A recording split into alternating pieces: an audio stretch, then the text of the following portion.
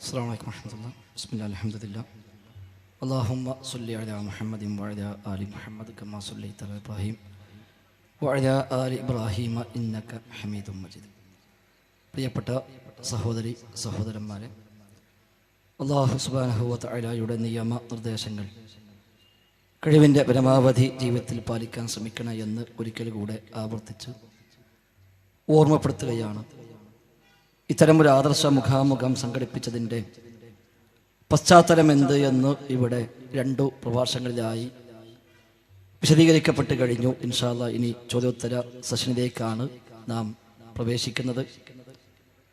തൗഹീദി വിഷയത്തിൽ 100 കൊല്ലം മുജാഹിദ് പ്രസ്ഥാനം പ്രമാണമടിസ്ഥാനമാക്കി പറഞ്ഞ നയ നിലപാടുകളിൽ നിന്ന്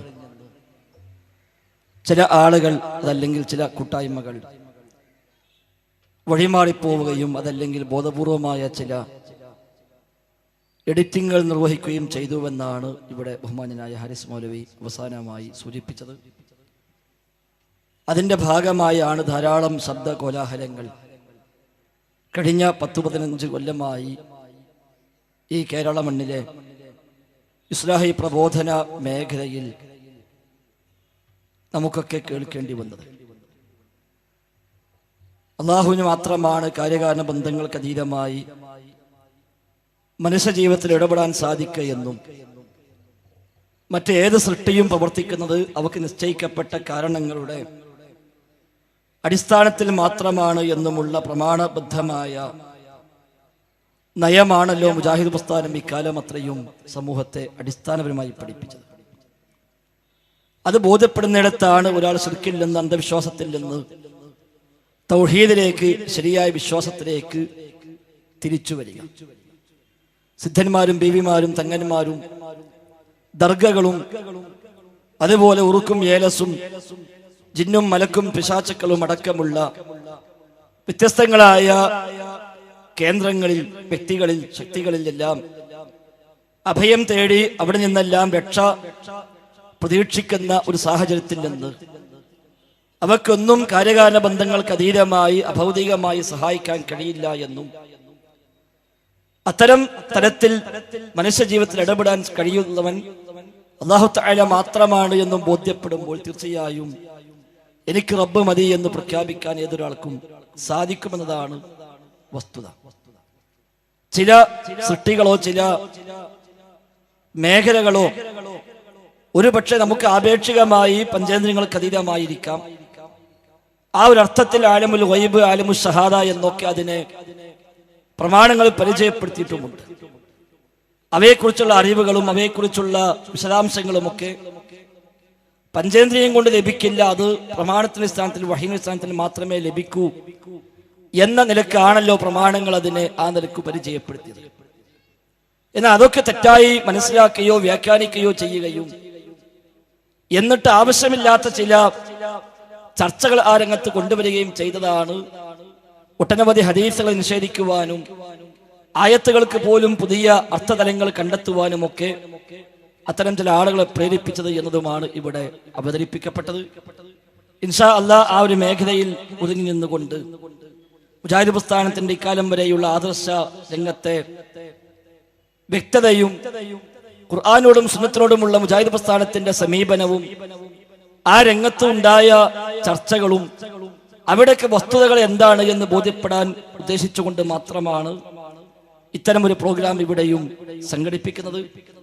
ആ ഒരു തരത്തിൽ ഇതിനെ കാണണമെന്ന് മാത്രമാണ് ഈ സമയത്ത് ഓർമ്മിപ്പിക്കാനുള്ളത്. ആത്മാർത്ഥമായി അവനവന്റെ പരലോകം മാത്രം ലക്ഷ്യം വെച്ചുകൊണ്ടുള്ള അന്വേഷണവും ചോദ്യങ്ങളുമാണ് ഇവിടെ നാം പ്രതീക്ഷിക്കുന്നത്. ആ നിലക്കുള്ള വിശദീകരണങ്ങളായിരിക്കും ഇൻഷാ അല്ലാഹ് ഇവിടുന്ന് ലഭിക്കുകയും ചെയ്യുക. ആരെയും പറഞ്ഞു തോൽപ്പിച്ച് ഉത്തരം മുട്ടിച്ച് ആ നിലക്ക് ഒരു വിജയിച്ച് ഒരു മേൽക്കോയ്മ നേടി ഈ പ്രോഗ്രാം അങ്ങനെ സമയം തീർക്കണമെന്ന ലക്ഷ്യം ഞങ്ങൾക്ക് ആർക്കുമില്ല. അതിനപ്പുറത്ത് മുജാഹിദ് പ്രസ്ഥാനം പഠിപ്പിച്ച വിഷയങ്ങൾ ഇന്ന മേഖലകളിൽ എന്താണ് സംഭവിച്ചത്, ആർക്കാണ് തെറ്റുപറ്റിയത്, എന്താണ് അതിന്റെ വസ്തുത എന്ന് അവനവന്റെ പരലോകത്തേക്ക് വേണ്ടി അല്ലാഹുവും റസൂലും പഠിപ്പിച്ച ഒരു വിഷയത്തിൽ എൻ്റെ ഒരു അറിവില്ലായ്മ കൊണ്ട്, എൻ്റെ ഒരു അശ്രദ്ധ കൊണ്ട് എനിക്ക് അബദ്ധം പറ്റാൻ പാടില്ല, അതിന്റെ പേരിൽ എൻ്റെ പരലോകം നഷ്ടപ്പെടാൻ പാടില്ല അതുകൊണ്ട് ആ ഒരു മേഖല എനിക്ക് കൃത്യമായി ഒന്നുകൂടെ ബോധ്യപ്പെടേണ്ടതുണ്ട് എന്ന തരത്തിലുള്ള അന്വേഷണങ്ങളാണ് ചോദ്യകർത്താക്കളിൽ നിന്ന് നാം പ്രതീക്ഷിക്കുന്നത്. ഇനി ഞങ്ങളൊക്കെ ഉൾക്കൊള്ളുന്ന നയനിലപാടുകൾ എവിടെയെങ്കിലും ഒരു അപാകതയെങ്കിലും ഉണ്ട് എന്ന് കൃത്യമായി ചൂണ്ടിക്കാണിക്കാനാണ് ഉദ്ദേശിക്കുന്നതെങ്കിൽ അതും സ്വാഗതാർഹമാണ്. പ്രമാണവിരുദ്ധമായ വല്ല നിലപാടുകളും ആരുടെങ്കിലും പക്കൽ വന്നു പോയെങ്കിൽ അതൊക്കെ അവനവന്റെ പരലോകത്തിന് വേണ്ടി തിരുത്തുക തന്നെയാണല്ലോ നമ്മളൊക്കെയും വേണ്ടത്. ആ ഒരു അർത്ഥത്തിൽ നാം ഇതിനെ കാണണമെന്ന് മാത്രം സൂചിപ്പിച്ചുകൊണ്ട് നമ്മുടെ ചോദ്യോത്തര സെഷനിലേക്ക് കടക്കുന്നു. ആദ്യ ചോദ്യകർത്താവിന് നമ്മൾ അവസരം നൽകുന്നു. ഇൻഷാ അല്ലാഹ് ഇവിടെ ഉമർ ഫൈസിയുണ്ട്, അതേപോലെ മുജാഹിദ് ബാലുശ്ശേരിയുണ്ട്, അബ്ദുൽ മാലിക് സലഫിയുണ്ട്. ഞങ്ങൾ ആരെങ്കിലുമൊക്കെയായി ഇൻഷാ അല്ലാഹ് ആ ചോദ്യങ്ങളോട് പ്രതികരിക്കാം. ഇനി ഒരാൾ ഉത്തരം പറഞ്ഞ് അതിൽ വല്ലതും കൂട്ടിച്ചേർക്കാൻ ഉണ്ടെങ്കിൽ മറ്റുള്ളവർ ഇൻഷാ അല്ലാഹ് ഇടപെട്ട് കൂട്ടിച്ചേർക്കും.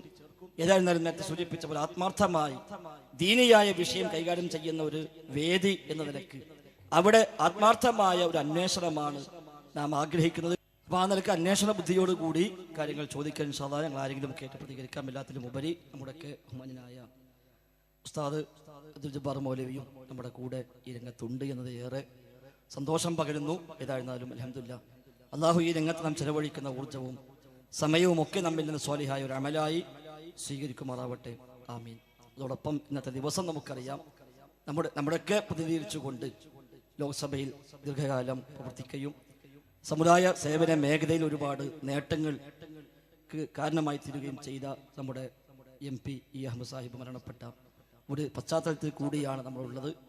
അദ്ദേഹത്തിന് ജനാസ നമസ്കാരം കോഴിക്കോട് കടപ്പുറത്ത് 8:30 മണിക്ക് നടക്കാൻ പോവുകയാണ്. നമ്മൾ പലരും യഥാർത്ഥത്തിൽ അതിൽ പങ്കെടുക്കാൻ മനസ്സുകൊണ്ട് ആഗ്രഹിച്ചവർ ഇതിൽ പങ്കെടുക്കണമെന്നതുകൊണ്ട് മാത്രം ഇവിടെ വന്നവരുണ്ട്. അല്ലാഹു തആല അദ്ദേഹത്തിന് മഗ്ഫിറത്തും റഹ്മത്തും നൽകി അനുഗ്രഹിക്കുമാറാവട്ടെ. അസ്സലാമു അലൈക്കും വറഹ്മത്തുള്ളാഹി. ചോദ്യം ചോദിക്കുന്ന ആള് പേരും സ്ഥലവും പരിചയപ്പെടുത്തി ചോദിക്കുവാൻ വേണ്ടി ശ്രദ്ധിക്കേണ്ടതാണ്. അസ്സലാമു അലൈക്കും. എൻ്റെ പേര് അബൂബക്കർ വിളയിൽ. എൻ്റെ ചോദ്യം, മറഞ്ഞ വഴിക്ക് ഗുണമോ ദോഷമോ പ്രതിവെച്ചുകൊണ്ടുള്ള തേട്ടമാണ് പ്രാർത്ഥന എന്ന് റഷീദ് റിള കൊണ്ടുവന്ന പുതിയ വഹാബി നിർവചനമാണ് പ്രശ്നങ്ങൾക്ക് കാരണമെന്ന് ചില സുന്നി മുസ്ലിയാക്കന്മാരുടെ പ്രസ്താവനകൾ ഉയർന്നു കേൾക്കുന്നു. മുജാഹിദ് പ്രവർത്തനത്തിലൂടെ അത് കൂടുതൽ ബോധ്യപ്പെട്ടു എന്നവർ പറഞ്ഞത് അതുകൊണ്ട് തന്നെ അള്ളാഹു ആണ് അവർ എന്ന് വിശ്വസിക്കാതെ ജിന്നും മലക്കും മരിച്ചുപോയ മഹാന്മാരും മറഞ്ഞ വഴിക്ക് സഹായിക്കുമെന്ന സുന്നി മുസ്ലിംമാരുടെ ശരി അവർക്ക് അത് വിശദമായി ഒന്ന് പറഞ്ഞു തരണം.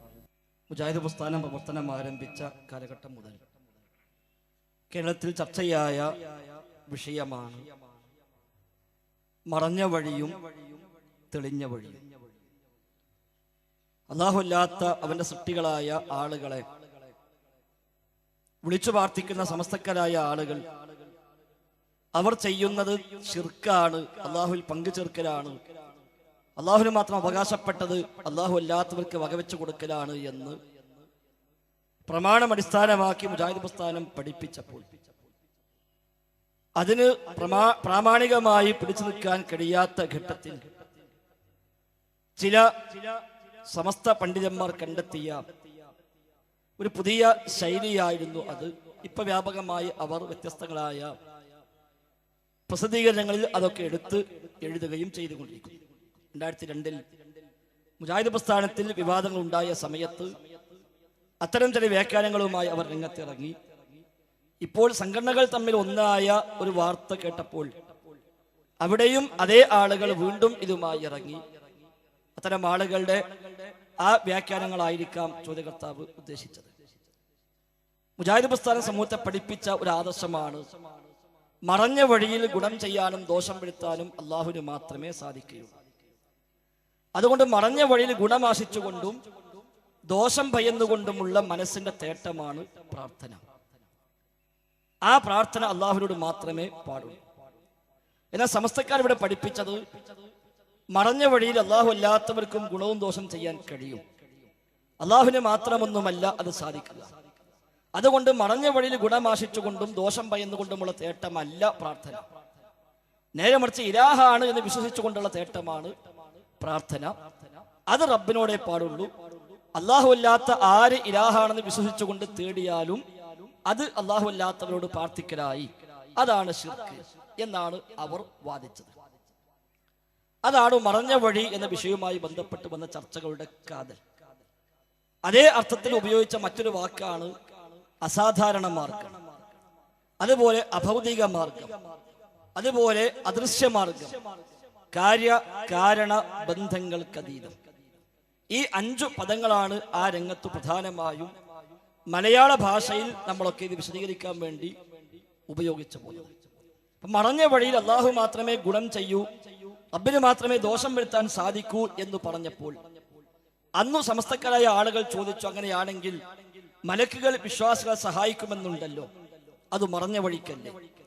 ജിന്നുകൾ, പിശാചുക്കൾ, അവരെ പൂജിക്കുന്ന സിഹ്ർ ചെയ്യുന്ന സാഹിറുമാരെ, മാരണക്കാരെ സഹായിക്കുമെന്നുണ്ടല്ലോ, അത് മറഞ്ഞ വഴിക്കല്ലേ? അതുപോലെ ജിന്നു പിശാചുക്കൾ ഉപദ്രവിക്കാമെന്നാണല്ലോ പ്രമാണങ്ങൾ പരിചയപ്പെടുത്തുന്നത്, ആ ഉപദ്രവവും മറഞ്ഞ വഴിക്കല്ലേ? എങ്കിൽ എന്തുകൊണ്ടാണ് നിങ്ങൾ അള്ളാഹു മാത്രമേ മറഞ്ഞ വഴിയിൽ ഗുണം ചെയ്യൂ, ദോഷം വരുത്തൂ എന്ന് പറയുന്നത്? അത് ശരിയല്ലല്ലോ എന്ന് അവർ ഇങ്ങോട്ട് ചോദിക്കാൻ തുടങ്ങി. അതിനവർ ചില ആയത്തുകളും തെളിവായി ഉദ്ദേശിച്ചു. നമ്മൾ വ്യാപകമായി എല്ലാവരും കേട്ട ഒരു പ്രഭാഷണത്തിന്റെ ഭാഗമാണ് നെല്ലിക്കുത്തി ഇസ്മായിൽ മുസ്ലിയാരുടെ ഒരു പ്രസംഗം. പുളിക്കൽ വന്ന് അദ്ദേഹം നടത്തിയ മുഖാമുഖത്തിലെ ഒരു പരാമർശം. മലക്കുകൾ അള്ളാഹുവിന്റെ റസൂലിനെ സഹായിക്കുമെന്ന് വിശുദ്ധ ഖുർആൻ സൂറത്തു തഹ്രീമിൽ പഠിപ്പിക്കുന്നു. അഭൗതികമായ സഹായമാണ് അള്ളാഹു ചെയ്യുന്നത്. അഭൗതികമായ സഹായം അള്ളാഹു അല്ലാത്തവർ ചെയ്യുകയില്ല എന്ന് ഖുർആനിലില്ല. അങ്ങനെ ഖുർആൻ ഒരായത്തും തെളിയിക്കാൻ കഴിയൂല. നേരെ മറിച്ച് അഭൗതികമായ സഹായം അള്ളാഹു അല്ലാത്തവർ ചെയ്യും എന്ന് തന്നെയാണ് ഖുർആനിലുള്ളത്. ഒരു ചെറിയ ആയത്ത് മനസ്സിലാക്കിയാൽ മതി. വൽ മലായികത്തു ബഅദ ദാലിക ലഹീർ. അള്ളാഹുവിന്റെ സഹായത്തിന് പുറമെ മലക്കുകളും സഹായിക്കുമെന്ന് ഖുർആൻ വ്യക്തമായി പറഞ്ഞിട്ടുണ്ട്. മലക്കുകളുടെ സഹായം ഭൗതികമല്ല, അഭൗതികമാണ്, സാധാരണമല്ല, അസാധാരണമാണ്, കാര്യകാരണ ബന്ധങ്ങൾക്ക് അതീതമാണ്. ചുരുക്കത്തിൽ അഭൗതികമായ സഹായം അത് അള്ളാഹു മാത്രമേ ചെയ്യുകയുള്ളൂ, മറ്റ് അമ്പിയാക്കളോ മലക്കുകളോ ചെയ്യുകയില്ലെന്ന് ഖുർആനിൽ ഇല്ല. ഉണ്ടെന്ന് പറയുന്നത് ശുദ്ധ കളവാണ്, ആർക്കും തെളിയിക്കാനും സാധ്യമല്ല. അപ്പൊ അവിടെ മലക്കുകൾ സഹായിക്കുമെന്നല്ല പറഞ്ഞുവല്ലോ. മലക്കുകളുടെ സഹായം നമ്മളാരും കാണുന്നില്ല എങ്ങനെയാണ് എന്ന്. അതുകൊണ്ട് അത് മറഞ്ഞ വഴിക്കാണല്ലോ, അത് അദൃശ്യമായ മാർഗത്തിലാണല്ലോ, അത് സാധാരണ വഴിക്കല്ല, അസാധാരണ വഴിക്കാണല്ലോ, അത് അഭൗതികമായ മാർഗത്തിലാണല്ലോ. കാരണം അവർ ആലമുൽ ഗൈബിലാണ് എന്ന് നിങ്ങൾ തന്നെയും പറയുന്നു. അതുകൊണ്ട് അപ്പൊ അവർ ഗൈബിയായ സഹായമല്ലേ ചെയ്യുക? അപ്പൊ നിങ്ങളെ തൗഹീദ് പൊളിഞ്ഞില്ലേ എന്നാണ് അവർ പറഞ്ഞിരുന്നത്. എന്നിട്ട് അവർ കണ്ടെത്തിയ ഒന്നാണ്, റസൂലുള്ളാഹി കൊണ്ടുവന്ന പുതിയ വ്യാഖ്യാനമാണ് യഥാർത്ഥത്തിൽ മറഞ്ഞ വഴിയിൽ ഗുണമോ ദോഷമോ ചെയ്യാൻ അള്ളാഹ്ക്ക് മാത്രമേ സാധിക്കൂ എന്നത്. അല്ലാതെ അതിനു മുമ്പാരും അത് പഠിപ്പിച്ചിട്ടില്ല. അവിടെയാണ് മുജാഹിദ് പ്രസ്ഥാനം കൃത്യമായി പറഞ്ഞത് അത് ശരിയല്ല. റഷീദുൽ അത് പറഞ്ഞിട്ടുണ്ട്, അദ്ദേഹത്തിന് മുമ്പുള്ളവരും പറഞ്ഞിട്ടുണ്ട്. പ്രവാചക കാലം മുതൽ അല്ലെങ്കിൽ ആദം നബിയുടെ കാലം മുതൽ തന്നെ തൗഹീദായി സ്വീകരിച്ചു പോകുന്നതിന്റെ അടിസ്ഥാനം അത് തന്നെയാണ് എന്ന് പ്രമാണം അടിസ്ഥാനമാക്കി മുജാഹിദ് പ്രസ്ഥാനം ഇവിടെ പഠിപ്പിച്ചു. മറഞ്ഞ വഴിയിൽ അള്ളാഹു മാത്രമേ ഗുണം ചെയ്യൂ, അവൻ മാത്രമേ ദോഷം വരുത്തൂ. പക്ഷെ എന്താണ് ഈ മറഞ്ഞ വഴി കൊണ്ട് ഉദ്ദേശിച്ചത്? കണ്ണിൽ കാണാത്തത് എന്ന അർത്ഥമാണോ?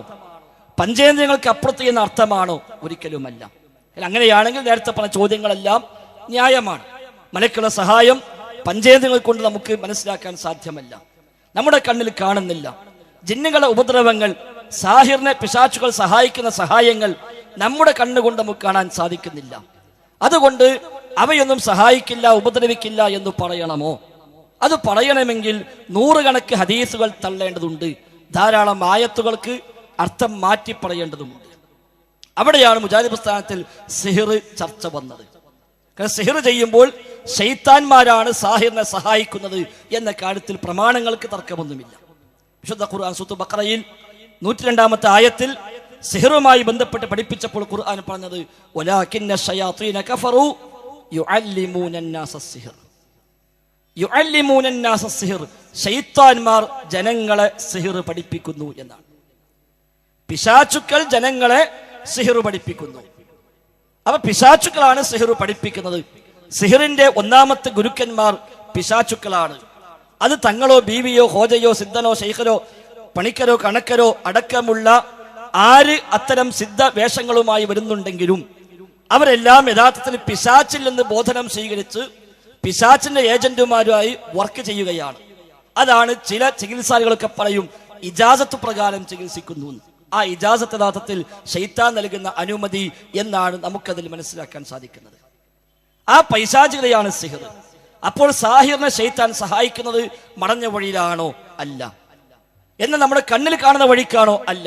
ആ ഒരു അർത്ഥത്തിൽ വേണമെങ്കിൽ മറഞ്ഞത് എന്ന് പറയാമെന്നല്ലാതെ അള്ളാഹു മാത്രമേ മറഞ്ഞ വഴിയിൽ ഗുണം ചെയ്യൂ ദോഷം പെടുത്തൂ എന്ന് പറഞ്ഞെടുത്ത് ഉദ്ദേശിച്ച മറഞ്ഞ വഴി കാര്യകാരണ ബന്ധങ്ങൾക്ക് അപ്പുറമുള്ള വഴി എന്ന അർത്ഥത്തിലാണ്. രണ്ടത്താണ് സെയ്ദ് മൗലവി തൗഹീദും ശിർക്കുമായി ബന്ധപ്പെട്ട് ലേഖനം എഴുതിയപ്പോൾ അദ്ദേഹം പ്രത്യേകം എടുത്തു പറഞ്ഞു, മറഞ്ഞ വഴി എന്ന് പറഞ്ഞാൽ കാര്യകാരണ ബന്ധങ്ങൾക്ക് അതീതമായ വഴി എന്നാണ്. കുഞ്ഞീദ് മദീൻ റഹിമഹുല്ലയുടെ ഇസ്ലാമിന്റെ ജീവൻ എന്ന പുസ്തകത്തിന്റെ 12-13 പേജുകളിലും ഇസ്ലാമിന്റെ അടിത്തറ തൗഹീദ് എന്ന പുസ്തകത്തിന്റെ 18ാമത്തെ പേജിലും കുഞ്ഞീദ് മദീൻ റഹിമഹുല്ല എഴുതി വെച്ചു, അഭൗതികമായ കഴിവ് ലോകരക്ഷിതാവായ അള്ളാഹുവിന് മാത്രമേയുള്ളൂ. അവന്റെ സൃഷ്ടികളിൽ ആർക്കും ആ കഴിവില്ല. സൃഷ്ടികളിൽ ആർക്കും ആ കഴിവില്ല.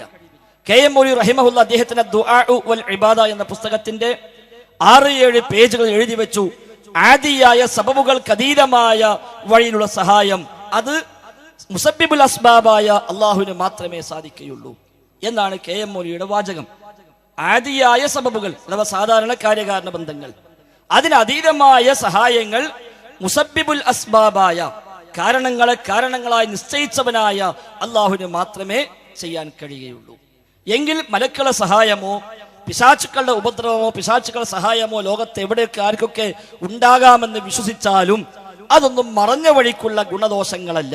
കാരണം അവർക്കെല്ലാം നിശ്ചയിക്കപ്പെട്ട ഒരു കാര്യകാരണ ബന്ധമുണ്ട്, അവർക്കെല്ലാം നിശ്ചയിക്കപ്പെട്ട ഒരു വ്യവസ്ഥയുണ്ട്, അവർക്കെല്ലാം നിശ്ചയിക്കപ്പെട്ട ഒരു സംവിധാനമുണ്ട്.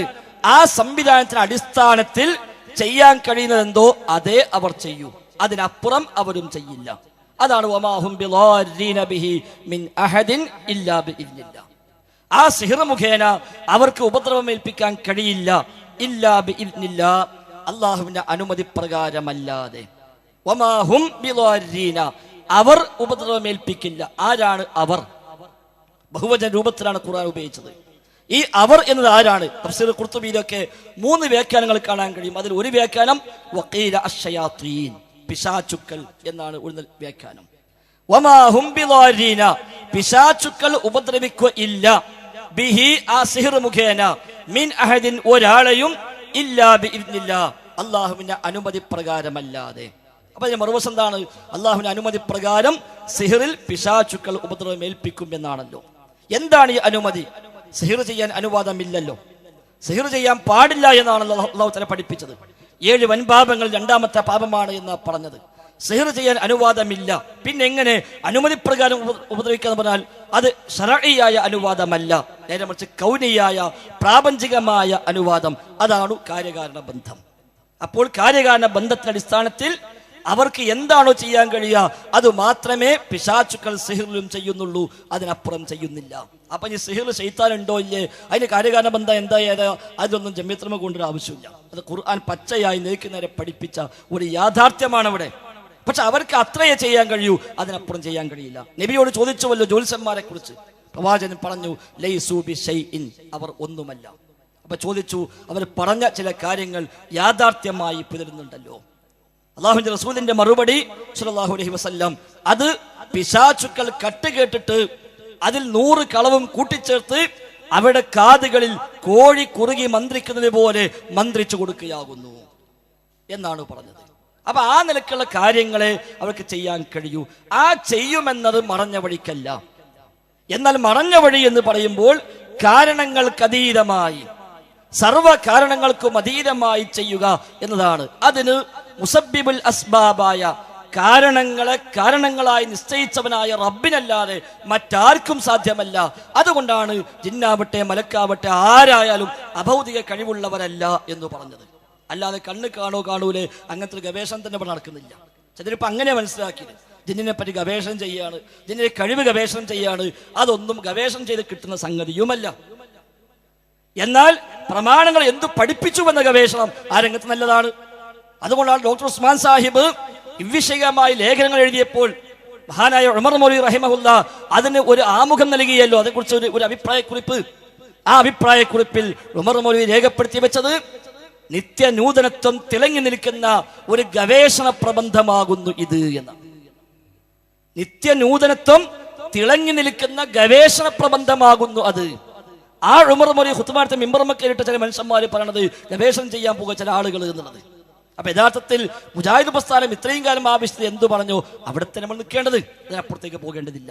ഏതായിരുന്നാലും ചുരുക്കി സൂചിപ്പിക്കാനുള്ളത്, ജിന്നാവട്ടെ, മലക്കാവട്ടെ, നബിയാവട്ടെ, വലിയാവട്ടെ, മഹാന്മാരാവട്ടെ, ഷഹീദോ സ്വാലിഹോ, ഇനി അല്ലാത്ത മനുഷ്യ ദൈവങ്ങളായി വരുന്നവരോ, കല്ലുകളോ മരങ്ങളോ ജാറങ്ങളോ ദർഗകളോ ദുർഗകളോ ബീവിയോ ബാബയോ അടക്കമുള്ള ഏതാണെങ്കിലും ശരി, അവർക്കാർക്കും അഭൗതികമായ കഴിവില്ല, കാര്യകാരണ ബന്ധങ്ങൾക്ക് അതീതമായ കഴിവില്ല. അത്തരം കഴിവുകൾ അള്ളാഹുവിന് മാത്രമേ ഉള്ളൂ. അത് തെറ്റിദ്ധരിച്ചപ്പോഴാണ് 2002 അബ്ദുസ്സലാം സുലൈമി അടക്കമുള്ള ഇപ്പോഴത്തെ KNM നേതാക്കളായി മാറിയ ആളുകൾക്ക് പറയേണ്ടി വന്നത് ജിന്നും മലക്കും സഹായിക്കുന്നോ ഉപദ്രവിക്കുന്നോ വിശ്വസിച്ചാൽ തന്നെ ശിർക്കാണ്. കാരണം അങ്ങനെ വിശ്വസിച്ചാൽ മറഞ്ഞ വഴിയിൽ അള്ളാഹുല്ലാത്തവർ സഹായിക്കുമെന്നായില്ലേ, മറഞ്ഞ വഴിയിൽ അള്ളാഹുല്ലാത്തവർ ദോഷമേൽപ്പിക്കുമെന്നായില്ലേ, അതുകൊണ്ട് അത് വിശ്വസിക്കാൻ പറ്റൂല. അപ്പോഴാ ചോദിച്ചത് എങ്കിലും സിഹിർ നമ്മൾ എങ്ങനെ വിശദീകരിക്കും? അപ്പൊ അദ്ദേഹം പറഞ്ഞു സിഹിറിന് യാഥാർത്ഥ്യമില്ല, സിഹിറിന് യാഥാർത്ഥ്യമുണ്ട്, വിശ്വസിച്ചാൽ മുസ്ലിക്കാവുന്നതാണ്. സിഹിർ യാഥാർത്ഥ്യമുണ്ട്, വിശ്വസിച്ചാൽ മുസ്ലിക്കാവും. കാരണം എന്താ, യാഥാർത്ഥ്യം ഉണ്ടാകണമെങ്കിൽ ശൈത്താൻ ഇടപെടണം, കാര്യകാരണ ബന്ധം ഉണ്ടാകണം, അല്ലെങ്കിൽ കാര്യകാരണ ബന്ധങ്ങൾക്ക് അതീതമായി ശൈത്താൻ ഇടപെടുന്ന സമ്മതിക്കണം. അത് ശിർക്കാണ്, വിശ്വസിക്കാൻ പറ്റൂല എന്ന് പറയുകയും അങ്ങനെ ഇവരൊക്കെ മുസ്ലിക്കായി എന്ന് അവർ അതിന് വ്യാഖ്യാനിക്കുകയും ചെയ്തു. പക്ഷെ ഏറ്റവും അവസാനം വന്ന ഇപ്പൊ നാളെ ഇറങ്ങാൻ പോകുന്ന വിജയത്തിലടക്കം പറഞ്ഞു സിഹിറിൽ കാര്യകാരണ ബന്ധമുണ്ട്, പക്ഷെ നമുക്ക് മനസ്സിലാവില്ല. അപ്പൊ ഞങ്ങൾക്ക് മനസ്സിലാവാത്ത ചില വിഷയങ്ങൾ ഉണ്ട് അവിടെ. കോഴിച്ചിറ സംഭവത്തിൽ ഇപ്പോഴത്തെ KNM സംസ്ഥാന സെക്രട്ടറിയായി കയറിക്കൂടിയ അബ്ദുൽ നാസർ സുല്ലമി അന്ന് ചോദിച്ചു, ഹനീഫ് കായക്കുടി ഇടവണ്ണ ജാമ്യയിൽ വെച്ച് ചോദിച്ചു, ജിന്നും ഇൻസും തമ്മിൽ എന്തു കാര്യകാരണ ബന്ധമാണുള്ളത്? ജിന്നും ഇൻസും തമ്മിൽ എന്തു കാര്യകാരണ ബന്ധമാണുള്ളത്? അങ്ങനത്തെ ഒരു കാരണമേ ഇല്ല. അതുകൊണ്ട് അള്ളാഹു സബബായി നിശ്ചയിക്കാത്ത ഒന്നിനെ സബബാക്കി വെച്ചത് വഴി ശിർക്കാകുന്നു എന്ന് അന്ന് അയാൾ പറഞ്ഞത്. ഇപ്പൊ വിചിന്തനം പറയുന്നു ഈ സിഹിറിൽ കാര്യകാരണ ബന്ധമുണ്ട്, പക്ഷെ നമുക്കത് മനസ്സിലാവില്ല. പാഠപുസ്തകത്തിൽ പറയുന്നു ശൈത്താനെ സേവിച്ചുകൊണ്ടാണ് സിഹിർ ചെയ്യുന്നത്. അപ്പൊ സിഹിറിൽ ശൈത്താനാണ്, ആ സിഹിറിൽ കാര്യകാരണ ബന്ധം ഉണ്ട് എന്നും പറഞ്ഞു. അപ്പൊ ജിന്നും ഇൻസും തമ്മിൽ ഒരു കാര്യകാരണ ബന്ധം ഉണ്ട് എന്നല്ലേ ബുദ്ധിയുള്ളവർ മനസ്സിലാക്കുക. എങ്കിൽ 2012 ശേഷം അടൂർ വിഭാഗം കൊണ്ടുവന്ന വിവാദങ്ങൾ, 2002 ശേഷം അവർ കൊണ്ടുവന്ന വിവാദങ്ങളും 2012 ശേഷം അത് ഏറ്റെടുത്ത ചില ആളുകൾ കൊണ്ടുവന്ന വിവാദങ്ങളും അസ്ഥാനത്തായിരുന്നു എന്നല്ലേ മനസ്സിലാക്കാൻ സാധിക്കുന്നത്. മാത്രവുമല്ല വിചിന്തനം പറഞ്ഞത് സിഹിറിന് ഹഖീഖത്തുണ്ട്, യാഥാർത്ഥ്യമുണ്ട് എന്ന് വിശ്വസിച്ചാൽ ശിർക്കാണ് എന്ന വാദം മുൻഗാമികൾക്കോ പിൻഗാമികൾക്കോ പരിചയമില്ലാത്ത വാദമാണ്. മുൻഗാമികൾക്കോ പിൻഗാമികൾക്കോ പരിചയമില്ല. അപ്പൊ അഹ്ലുസുന്നയിൽ ഇക്കാലം വരെ ഒരാൾക്കും പരിചയമില്ലാത്ത വാദമായിരുന്നു 14 കൊല്ലം ശബാബിലൂടെ പഠിപ്പിച്ചത്. ആ ശബാബിനെ ഔദ്യോഗികമായി ഏറ്റെടുത്തപ്പോൾ അൽഹംദുലില്ലാ വിചിന്തനം പറഞ്ഞുവല്ലോ, 14 കൊല്ലത്തെ ശബാബിന്റെ നിലപാട് അഹ്ലുസുന്നയുടെ മുൻഗാമികൾക്കും പിൻഗാമികൾക്കും പരിചയമില്ലാത്ത നിലപാടാണ്. അൽഹംദുലില്ലാ, നല്ല കാര്യം, സന്തോഷം. ഇനി അതേപോലെ ഞങ്ങൾ പറയുന്നു സംസമ്മേളനത്തിന്റെ വിഷയത്തിൽ ശബാബ് എഴുതിയ പലതും മുൻഗാമികൾക്കോ പിൻഗാമികൾക്കോ പരിചയമില്ലാത്തതാണ്. ഹജറുൽ അസ്വദിന്റെ വിഷയത്തിൽ ശബാബ് എഴുതിയ പല ലേഖനങ്ങളും മുൻഗാമികൾക്കോ പിൻഗാമികൾക്കോ പരിചയമില്ലാത്തതാണ്. സിറാത്ത് വനത്തിന്റെ വിഷയത്തിൽ ശബാബിൽ വന്ന ലേഖനങ്ങൾ മുൻഗാമികൾക്കോ പിൻഗാമികൾക്കോ പരിചയമില്ലാത്തതാണ്. മസീഹു ദജ്ജാലിന്റെ വിഷയത്തിൽ വന്ന ലേഖനങ്ങൾ മുൻഗാമികൾക്കോ പിൻഗാമികൾക്കോ പരിചയമില്ലാത്തതാണ്. അങ്ങനെ തുടങ്ങി നൂറുകണക്കായ വിഷയങ്ങളിൽ അഹ്ലുസുന്നയുടെ മുൻഗാമികളും പിൻഗാമികളും പറയാത്തത് അവർ എഴുതി വിട്ടപ്പോൾ അന്ന് ഞങ്ങളൊക്കെ ചോദ്യം ചെയ്തപ്പോഴാ നിങ്ങൾ ജിന്നിന്റെ ആൾക്കാരാ, നിങ്ങൾ അന്ധവിശ്വാസത്തിന്റെ ആൾക്കാരാ, നിങ്ങൾ സിഹർ ചെയ്യാൻ പോകുക, കുട്ടിച്ചാത്തൻ സേവയ്ക്ക് പോകുക, നിങ്ങൾ ഈ അന്ധവിശ്വാസം തിരിച്ചു കൊണ്ടുവരാൻ ശ്രമിക്കുക എന്ന് പറഞ്ഞവർ ഇനിയെങ്കിലും ഈ വിഷയങ്ങൾ തിരിച്ചറിയണം എന്ന് കൂടി അതിലേക്ക് കൂട്ടി സൂചിപ്പിക്കുന്നു. അല്പം ദീർഘിച്ചു പോയെങ്കിൽ ക്ഷമിക്കുക. അസ്സലാമു അലൈക്കും വറഹ്മത്തുള്ളാഹി. സാദിഖ് അലി വൈപ്പി, വെസ്റ്റ് പത്തനാപുരം. മുജാഹിദുകളുടെ ലൈനും അതോടനുബന്ധിച്ചുള്ള കാര്യങ്ങളിലൊന്നും എനിക്ക് വല്ല അഭിപ്രായം പറയാനില്ല. അത് തന്നെ പോട്ടെ. എനിക്ക് ഇവിടെ വളരെ ലളിതമായി ചോദിക്കാനുള്ള ഒരൊറ്റ ചോദ്യം, ഇസ്ലാമിന്റെ മുഖമുദ്രയായിട്ട് കണ്ടുപോരുന്ന മനുഷ്യർക്ക് ഗുണങ്ങൾ ചെയ്യുന്ന, ദൂർത്ത് ഒഴിവാക്കുന്ന രീതിയിലുള്ള എളിമയായ ജീവിതം നയിച്ചുകൊണ്ട് മാത്രമേ സ്വർഗത്തേക്ക് പോകാൻ പറ്റുള്ളൂ എന്ന് വിശ്വസിക്കുന്ന കൂട്ടരാണ് നമ്മൾ. എന്നാൽ ഇന്നത്തെ സ്ഥിതി എന്താണ്? നമ്മളെ അടിയിലുള്ള എല്ലാ ആൾക്കാരും വലിയ വലിയ മണിമാളികൾ പണിയതുകൊണ്ട് 2 or 3 കുട്ടികൾക്ക് മാത്രം, കുടുംബത്തിന് മാത്രം ജീവിക്കാൻ 8 or 10 റൂമുകളും 5 or 6 ബാത്റൂമുകളും വെച്ച് പണം ദൂർത്തടിക്കുന്ന സമുദായത്തിന്റെ വക്താക്കളായി നമ്മൾ മാറിക്കഴിഞ്ഞിരിക്കുന്നു. ഈ ഒരു സംഗതിക്ക് ഇനി മേലിലെങ്കിലും ഇത്തരം പ്രവണതകൾ ഉണ്ടാകരുതെന്ന് കണിശമായിട്ട് ഈ സമുദായത്തിനോട് പറയാനും നടപ്പിലാക്കാനും മൗലവിക്ക് കഴിയുമോ എന്നുള്ളത് എനിക്ക് ഇതിലൊന്ന് വ്യക്തമാക്കി തരണം. ചോദ്യം ഇത് തന്നെയാണ് എന്റെ ചോദ്യം. ഇത് എനിക്ക് ആക്കി തരണം. റസൂലുള്ളാഹി സ്വല്ലല്ലാഹു അലൈഹി വസല്ലം വളരെ അൽഹംദുലില്ലാ, ഇത് നല്ലൊരു ഉപദേശമാണ്, ചോദ്യമല്ല. നമ്മളെല്ലാവരും ഏറ്റെടുക്കേണ്ടുന്ന യാഥാർത്ഥ്യമാണ്. എല്ലാ അർത്ഥത്തിലും, വീടിലും വാഹനത്തിലും വസ്ത്രത്തിലും എല്ലാത്തിലും കഴിവിൻ്റെ പരമാവധി ദൂർത്തൊഴിവാക്കി എളിമയിലേക്ക് തന്നെയാണ് നമ്മൾ പോകേണ്ടത്. അദ്ദേഹം ഓർമ്മിപ്പിച്ച വളരെ നല്ല കാര്യം. എല്ലാവരും അത് ഏറ്റെടുക്കുക. ശബ്ദം ശ്രദ്ധിക്കുന്ന എല്ലാ മനുഷ്യന്മാരോടുമുള്ള അദ്ദേഹത്തിന് ആത്മാർത്ഥമായ ഒരു മനസ്സിൻ്റെ ചിന്ത പങ്കുവെക്കലായി മാത്രം അതിൽ കാണുക. ഖുർആൻ പഠിപ്പിച്ച, ഹദീസ് എടുത്തു പറഞ്ഞ, ഒരുപാട് രംഗത്ത് എടുത്തു പറഞ്ഞ ഒന്നാണ് ദൂർത്തിനെ കുറിച്ച്. ദൂർത്തടിക്കുന്നവർ പിശാചിന്റെ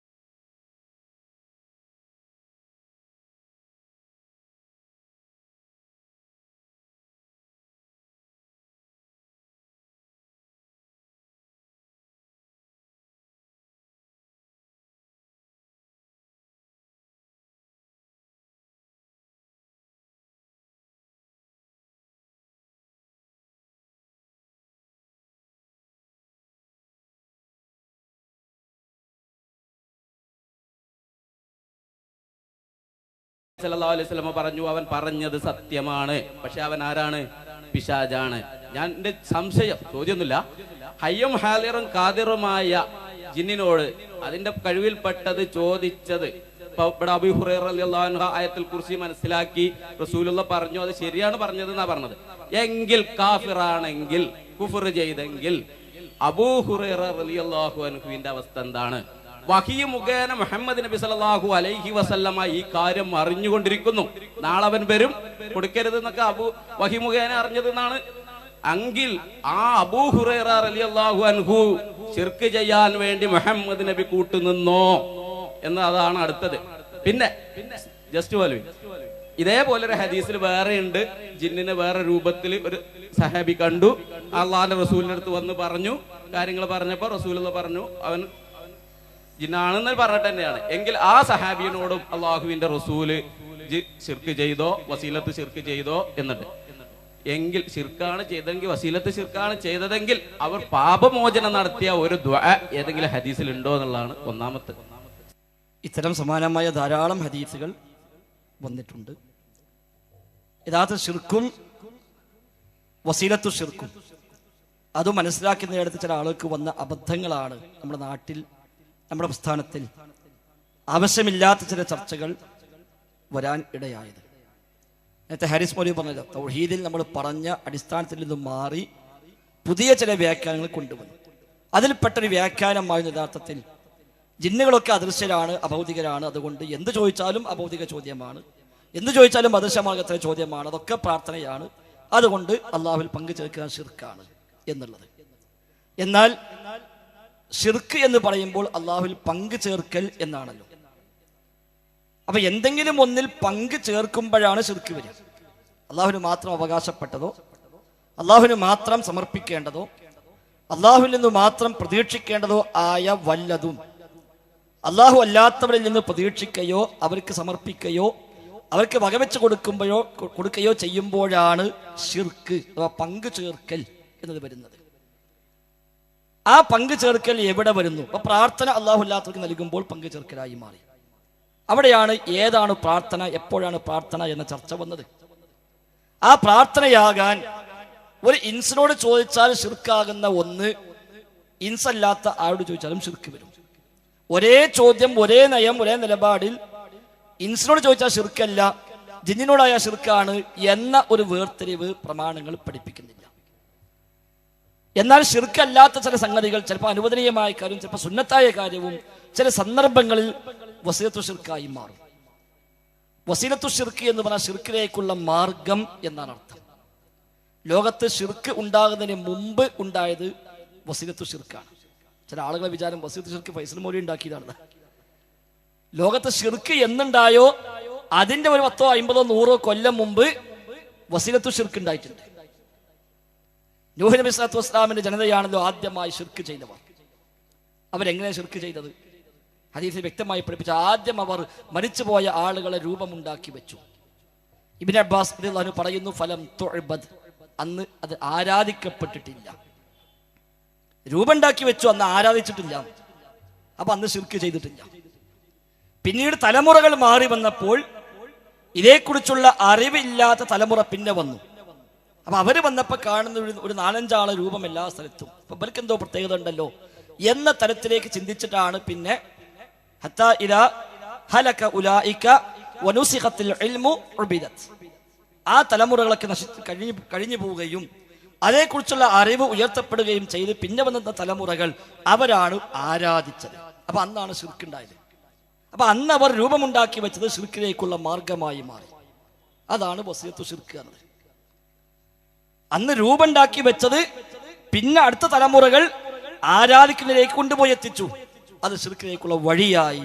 അതിനാണ് വസിയത്തു ശിർക്ക്. അപ്പൊ ശിർക്ക് ഉണ്ടാകണ മുമ്പ് ആദ്യം വസീല ഉണ്ടാവും. അത് ഒരു അസലാണ്. ഒരു ശിർക്ക് ഉണ്ടാകുന്ന മുമ്പ് ഒരു വസീല ഉണ്ടാവും. ഒരു ഹറാം ഉണ്ടാകണ മുമ്പ് വസിയത്തുൽ ഹറാം ഉണ്ടാവും. ഈ പുതിയ പദം പഠിച്ചോളി, വസിയത്തുൽ ഹറാം. ഹറാമിലേക്കുള്ള വസീല. വ്യഭിചാരം ഹറാമാണ്. ആ വ്യഭിചാരം ഉണ്ടാകുന്നതിന് മുമ്പ് കുറെ വസീലകൾ ഉണ്ടാവും. വണ്ടി പോയിട്ട് പോയി വിചരിക്കുന്നല്ലോ. അതിനു മുമ്പ് ആ പെണ്ണുമായി അനാവശ്യമായ സംസാരങ്ങളും ഒരുപാട് ബന്ധങ്ങളും ഒരുപാട് കൂടിക്കാഴ്ചകളും അതേപോലെ എല്ലാം നടന്നിട്ടാണ് പിന്നെ അവസാനം അത് വ്യഭിചാരത്തിലേക്ക് എത്തുക. അതെല്ലാം ഹറാമിലേക്കുള്ള വസീലകളാണ്. ഈ വ്യഭിചാരത്തിലേക്കുള്ള വസീലകൾ നബി തങ്ങൾ പറഞ്ഞല്ലോ, കണ്ണുകൾ വ്യഭിചരിക്കുന്നു, കാതുകൾ വ്യഭിചരിക്കുന്നു, കൈകൾ വ്യഭിചരിക്കുന്നു, കാലുകൾ വ്യഭിചരിക്കുന്നു, അവസാനം വൽ ഫർജു യുസദ്ദിഖു ദാലിക ഔ യുകദ്ദിബ്. അപ്പൊ അവിടെ കുറെ വസീലകളുണ്ട്.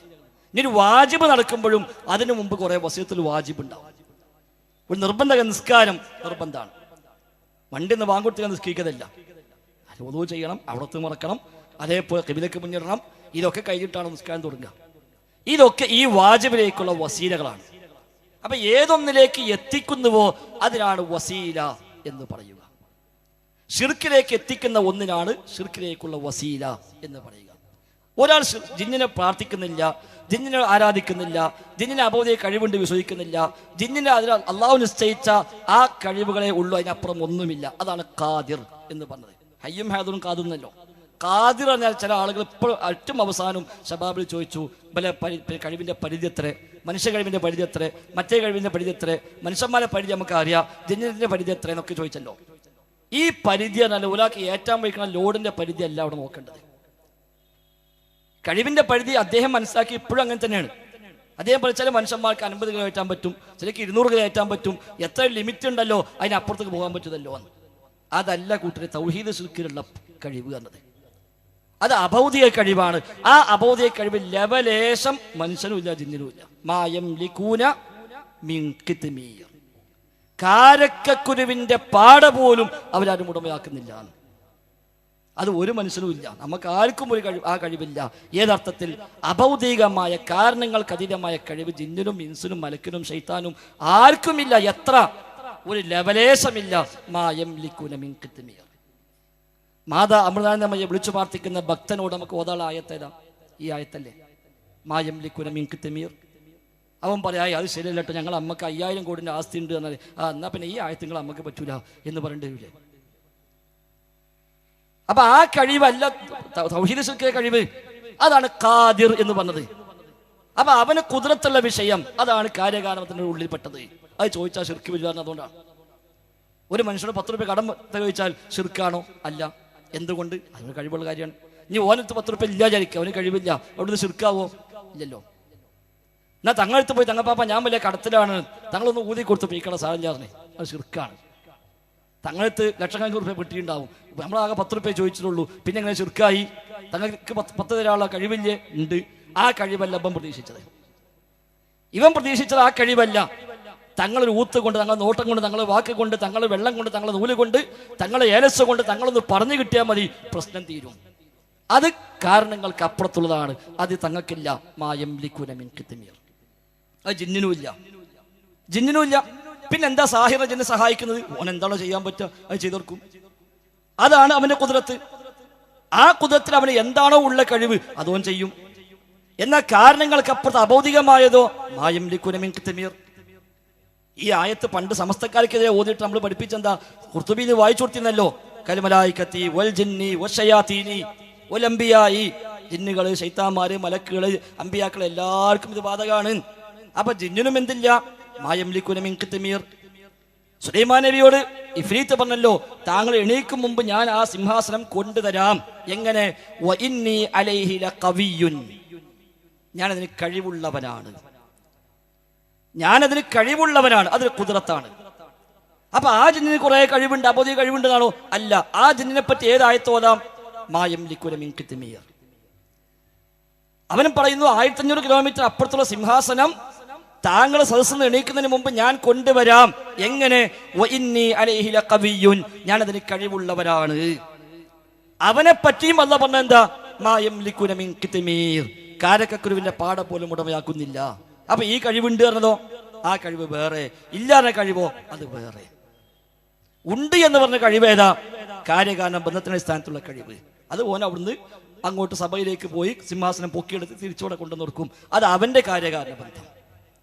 എന്നാൽ ആ സിംഹാസനം ഇവിടെ എത്തട്ടെ ഓണ്ട് വിചാരിച്ചാൽ അവിടെ എത്തുമോ? ഇല്ല. മായം ലിക്കുന മിൻ ഖിത്മീർ.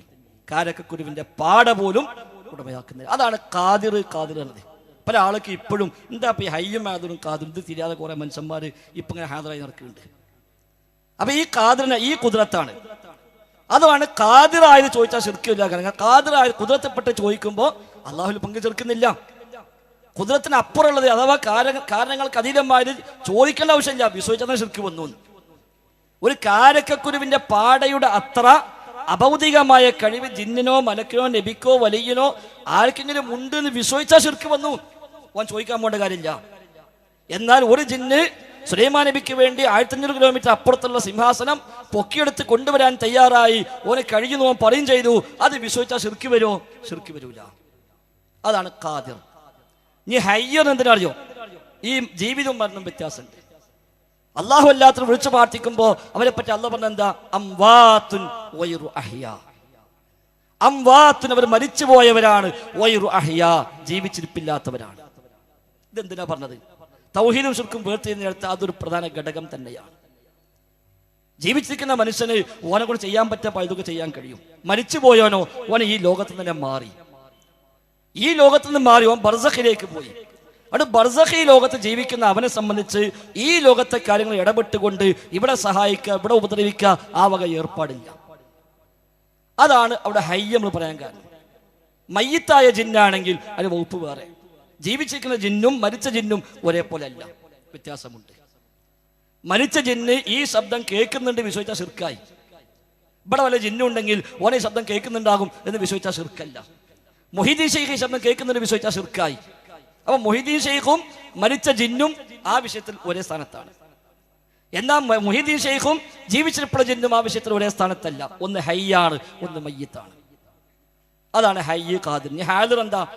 ഇവിടെ സന്നിഹിതമാവുക. അതെന്തിനാ ഈ ഹാദിർ പറയണത്?